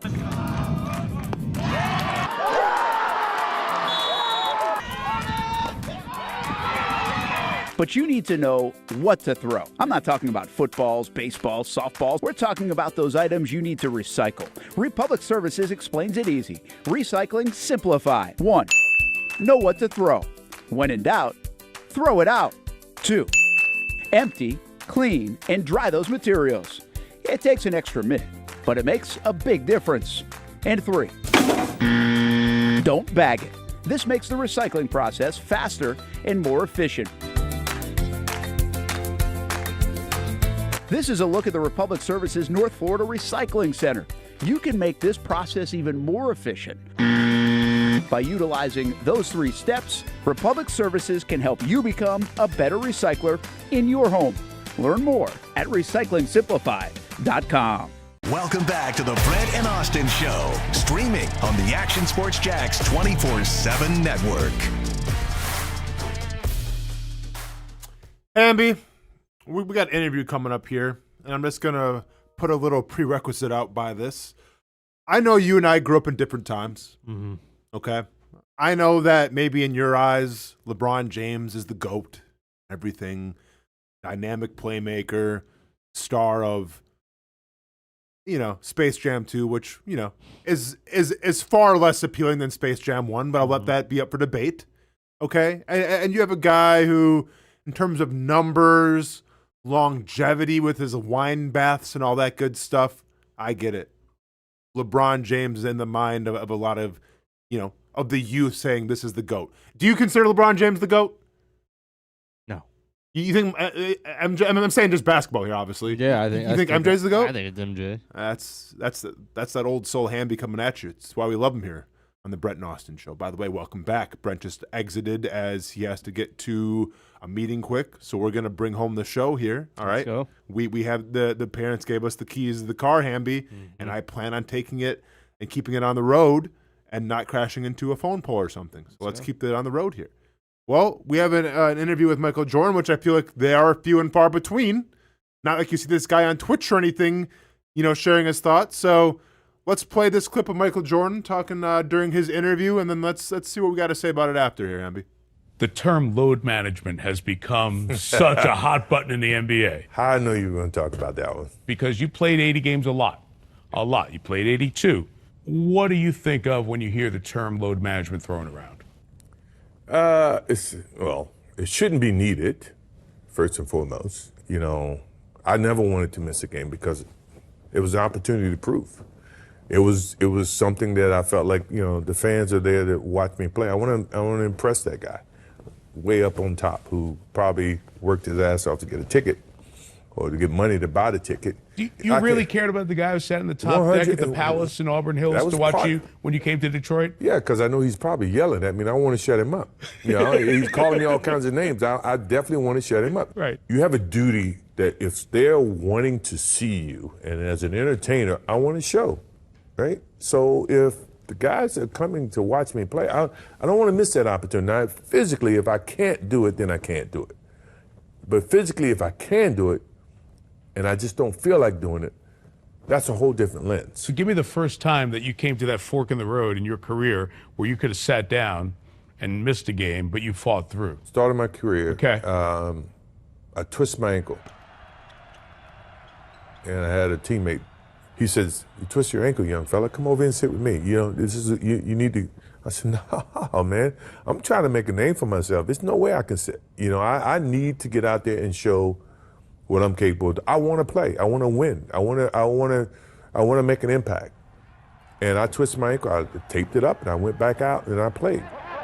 I always felt that. I always felt the necessary need that I could never leave my comrades out if I could perform, right? Even if I couldn't.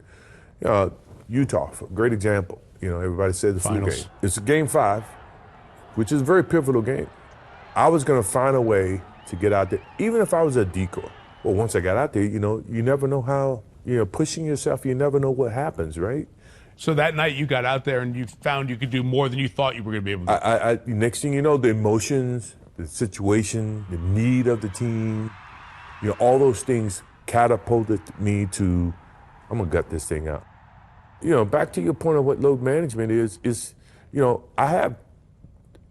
play basketball 2.5 hours a day, 3 hours a day, right? That's your job. That's what you get paid to do as an NBA player. What are you doing the other 21 hours? I mean, to me, that's when you should be preparing for your next day of work or your next, challenge. Now, I'm the worst. Maybe I'm not one of the guys that you would probably model that, or I was going to say, did you do that every time? But you should think about that in retrospect of what load management really is. I always felt like one is a sense of pride for the fans that are paying. Right. 2 is a sense of making sure that I stay sharp. I'm not going to lose it. And 3, I want our rhythm as a team to always be there. It can disrupt that synergy. Goosebumps. So when we talk about load management and everything, and we can sit here and say what ruined, basketball in the regular season, why are numbers down and everything. You can go to a couple different ways about it. But I think it's as simple as just passion. And growing up during the Jordan era, maybe I did have some Jordan colored glasses on just because I was a kid, right? And that guy was, that guy was God to me. Every kid at one point in their driveway was Michael Jordan hitting a fadeaway. You can't tell me that wasn't the case. He was that big of a player.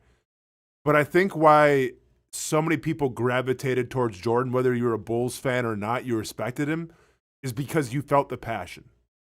There wasn't load management back then. And I think that's one, that to me is the biggest difference between the debate of Jordan and LeBron, is that type of mentality. Now, I get it. LeBron plays in a different era, right? And he's a product of his environment. But if you look at ratings, if you look at like merchandise sales and all this stuff, basketball was far bigger, in the 90s than it is now, Hamby. Now, don't get me wrong. We live in the era of social media, right? So highlights remain king. I'm not sure if people are actually going to watch a full 82-game season of their favorite basketball team or favorite player. When the playoff starts, it ramps up a little bit. But I think this whole load management narrative has kind of ruined basketball a little bit, not only just from the watchability, Hamby, but also, and I don't have the numbers in front of me, I'm just going by off of like what I remember as a kid watching. I don't remember these superstars in the playoffs popping Achilles, having season-ending injuries that are going to linger on to the next year. You lost Tyrese Halliburton and Jason Tatum last year in the playoffs. Two big names in the NBA that help get viewership, that help sell tickets. You lost both of them. And it wasn't like it was from a physical play where they go up for a dunk, they get undercut, and all of a sudden they land, and it's like this gruesome injury. It was just two guys making cuts, making crossovers, and pop. So I think there's something to be said for that. When you're so focused on load management and you're trying to rest your guys for the regular season and get them ready for the playoffs, and now maybe all of a sudden they're not used to that workload a little bit in the playoffs when you're playing a little harder, right? Like every possession means a little more. I think there's something to be said for those injuries. What say you, Hamby? Yeah, I mean, first of all, credit to NBC on Peacock for that interview. Mike Taraco, by the way, doing this. Dude, listen, I could take pride in interviewing a lot of people. If I had Michael Jordan sitting in front of me, Hamby, I may get out like 3 words. I may go, hey, man, you're pretty awesome, huh? And that'd be it. And that'd be okay in an interview. Because, like, dude, it's Michael Jordan. But anyways, please continue. Yeah, so I really can't speak on much of the injuries in the past postseason with Halliburton and Tatum and all that. I didn't watch the playoffs NBA. I will say from someone who at one point did watch the NBA who doesn't now, I do think this played a role in me not watching, because what you're doing to me when you're having your star players out for load management is you're telling me that the regular season game doesn't matter. Yeah. And if you don't think it matters, then why should I care? If you don't care, I mean, obviously you're going to play to win, but if you're not putting out your best 8 or 9, or your best 12, but your best 8 or 9, or your best player on any given night, why should I want to watch? Why would I care? And why would I go? Yeah. Why would I ever go? No, if I can't guarantee that the guys that I want to go and watch, I mean, the fact of the matter is just with the NBA, I think a lot more so than any other sport right now of the major ones, you have fans going to see players, not teams right now. Yeah.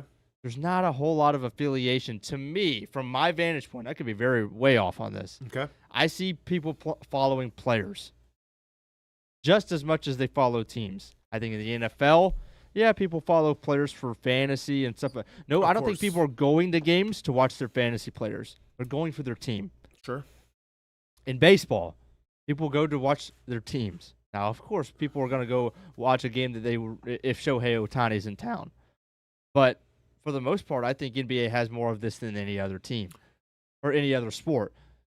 And if in that sport where people are following players, there is no guarantee that that player that you want to go watch is going to play, and you might just watch him sit on the bench when you realize, I don't remember him getting injured in the last game. That's going to piss you off, and I think it's going to turn you off to the whole idea. Yeah, and, Andre Jackson brings up a great point, because I did kind of want to take it here as well. It did feel like with Popovich and everybody that they started the whole load management thing, which to me it's kind of hard to wrap my head around, because in terms of coaching circles, Pop is one of the most respected coaches in NBA history. But wasn't that just because they had a ton of geezers on the team? Well, like yeah. Duncan was 40. Sure. Ginobili was 45. Parker was 85. Yeah, I don't know if they had Robinson when they started doing load management or if it was later, but you had Ginobili. Yeah, I mean, yeah, man, and look at and they won because of that. But I do agree with you in terms of why people go to games.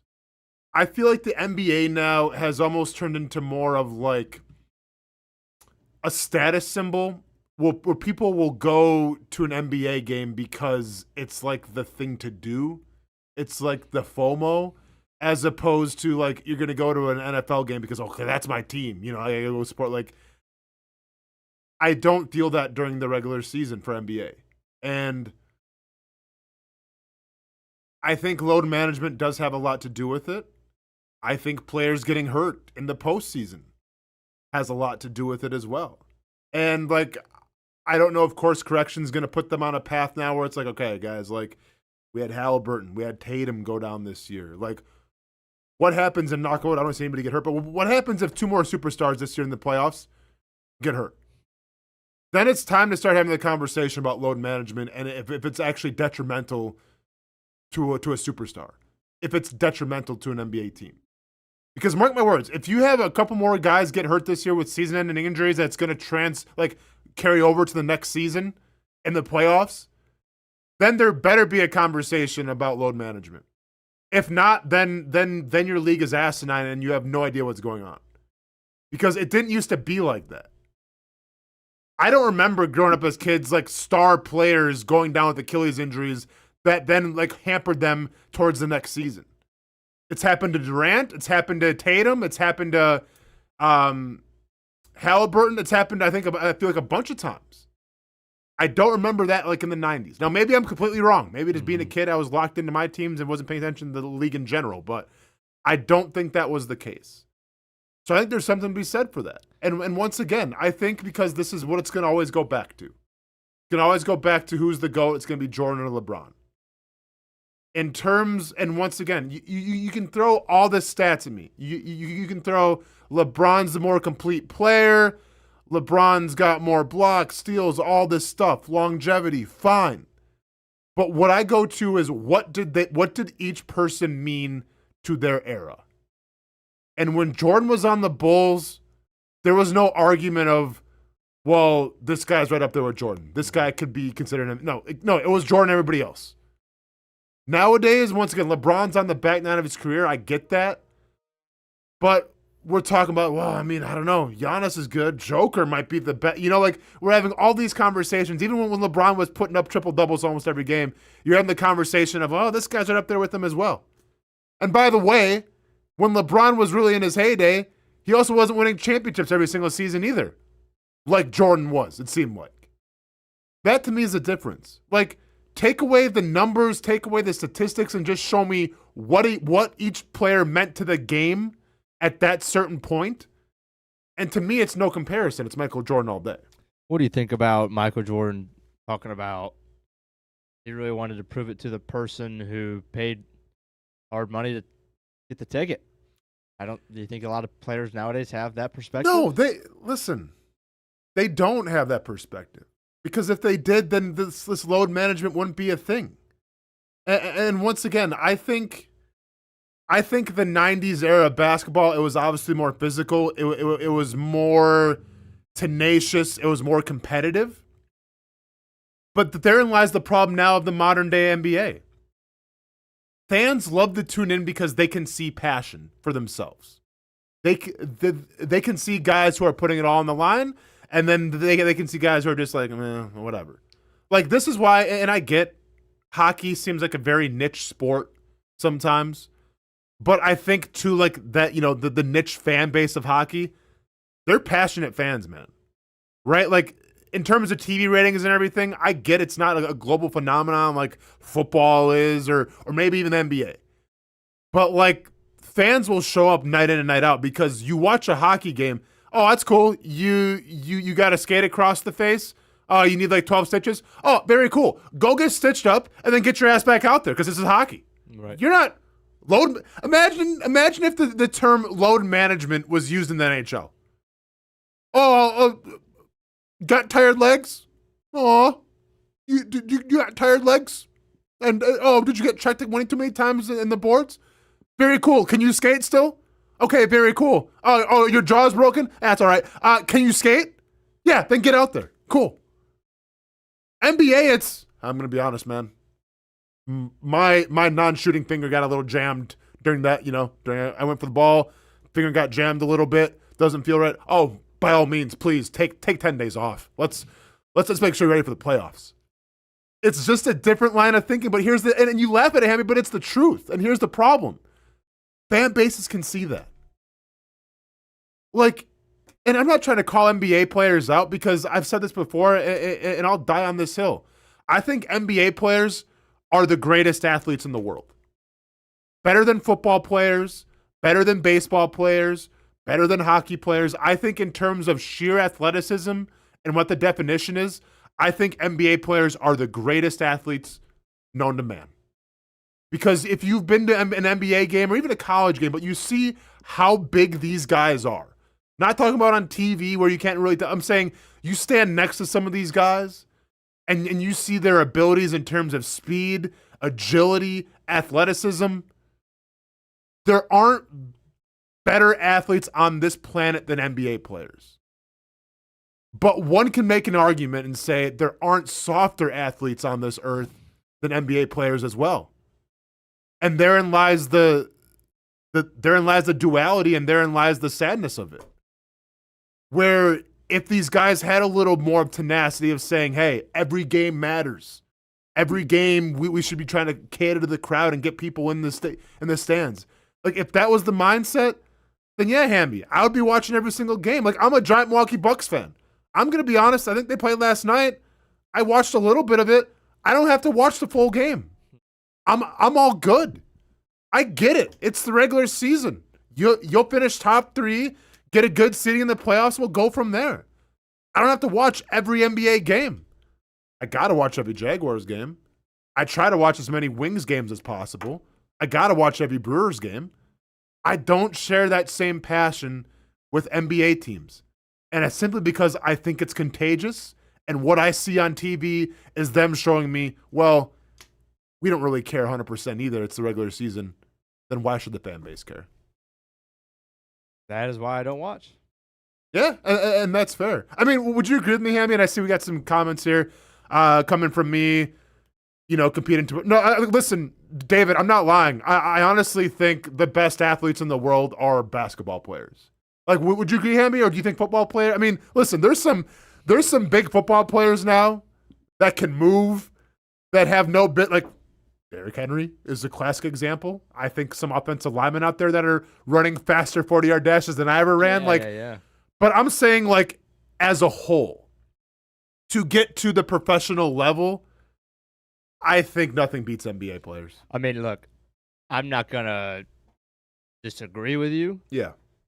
I think it's take your pick between the NFL and the NBA. And that's fair. Because I can make an argument that Jordan Davis is an unbelievable athlete. He's 340 Jalen pounds. Carter is an unbelievable athlete. Yeah. I think that guy is insanely athletic, just as, Giannis is literally an athletic freak. Yeah. There are a ton of freaks in both. Baseball, not so much, obviously. Much more hand-eye coordination, all that stuff. But that's why baseball is so great, though, too, Hamby, is it takes all shapes and sizes in baseball. Absolutely. Right. So, I am looking for something eventually. I don't know if it'll be this year, but I would like something in the NBA to draw me back in. I don't know what that will take. I have no idea.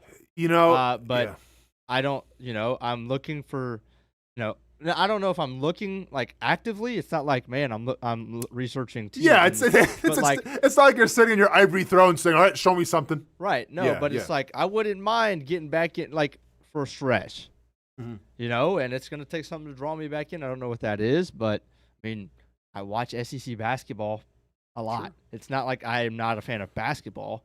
I like basketball. But do you know why you watch SEC basketball? And I'll be honest, I'll watch because every game matters. Every game matters. That's why. We're talking about rivalries. We're talking about conference championships. We're talking about NCAA seeding. We're talking about all that stuff when it comes to college basketball. 100%.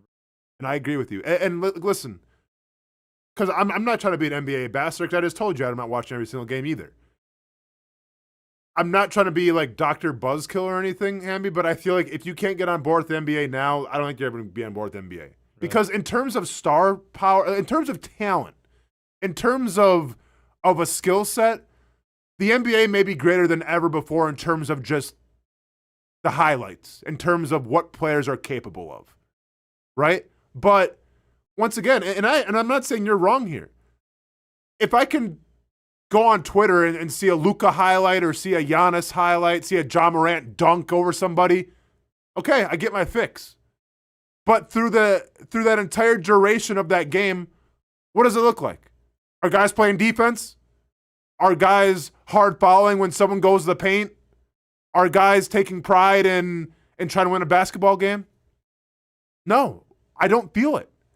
And if I can't feel that through the screen, then I'm probably not going to be on board with it. Simple as that. Man, look at us getting some NBA talk today. Let's go, baby. All right. Hey, so you don't have a basketball team. Are you a Magic fan? Hawks fan? You don't really care? When I watch the NBA, I like the Hawks. Okay. Because I was going to say that could be a segment. I know they did it with Arian Foster on Barstool where they assigned him a baseball team and he actually picked the Brewers. I don't know if we had to assign you an NBA team that you can be a fan of, but you're rolling with the Hawks? Of course. And Hawks, and all of my buddies, they try to get me on the Magic. Obviously went to UCF.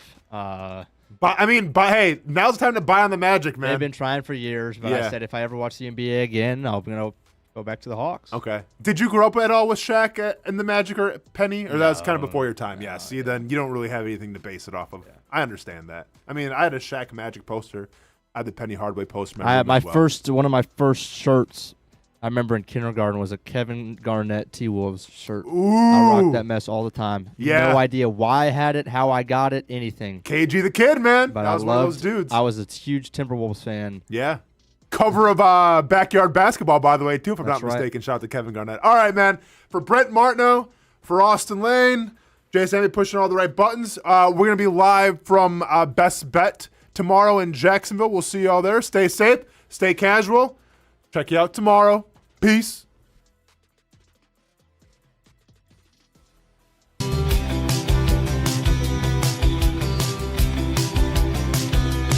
Welcome inside the Armor Guard Exterior and Gutter Helmet Showroom. There's a lot going on, like glass exteriors, replacement windows, and down there we have the retractable screens and awnings, plus hurricane protection.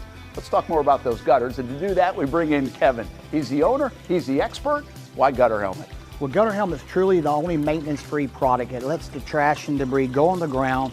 The water wraps around and goes inside. Unlike filters, they sit on top of the gutters, and the trash and debris build up on top of filters, which requires maintenance. With Gutter Helmet, we're going to keep you off the ladder, the most dangerous thing in your garage.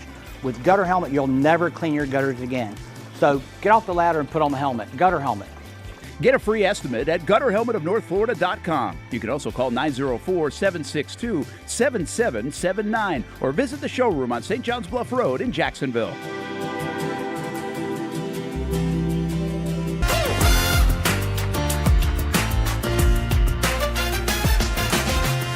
Empower a future, inspire a dream.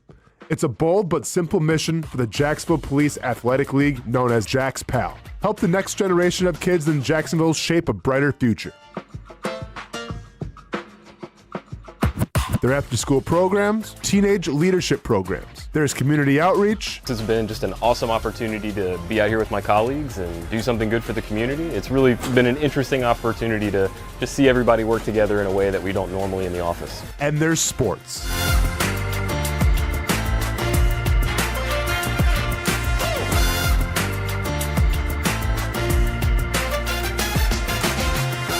There are also ways you can help the next generation with a donation of any kind. Just visit jaxpal.org to get more information. Empower a future, inspire a dream with Jax PAL. It's one of the hot spots in the area. Welcome you to String Sports Brewery out at the beach. Big crowd on hand tonight. The fans are here. And now the newest hot spot at the beach is open. String Sports Brewery in Jax Beach has opened its doors with rave reviews. We're going to be fans forever. Cozy up to the bar, grab a seat in the sports-themed restaurant, or grab a seat outside and feel that breeze coming off the beach as the weather warms. Just like the original location in Springfield, try the popular beer menu and come for lunch or dinner too, because the food is fantastic. We got a special guest in the house. He's happy. He's feeling good. He's Trayvon Walker. It's where we hosted Jags Report Live in the football season, and the String Sports Brewery staff can't wait to host you. Hey, welcome back here to String Sports Brewery. And if you haven't checked out the new location in Jax Beach, you got to do it. String Sports Brewery, now with 2 locations in Springfield and now open in Jax Beach on Penman Road. There's a saying in sports, you can't win them all, but you can win a lot with good folks on your team. Like that one painter, First Coast. It's tough to beat the sun in Florida, so your home fades. It's tough to beat that HOA when they come calling. Beat the sun, beat the HOA with that one painter, First Coast. And it's a good time to do it. Less rain to work around, and painting in mild temperatures is perfect. After all, the paint bonds to the surface so much better. Give that one painter First Coast a call at 904-417-3557 or look them up at first-coast.thatonepainter.com. Fast estimate, guidance on color and HOA requirements, and the highest quality job you'll find anywhere. Be a big winner in your neighborhood with that one painter First Coast on your team.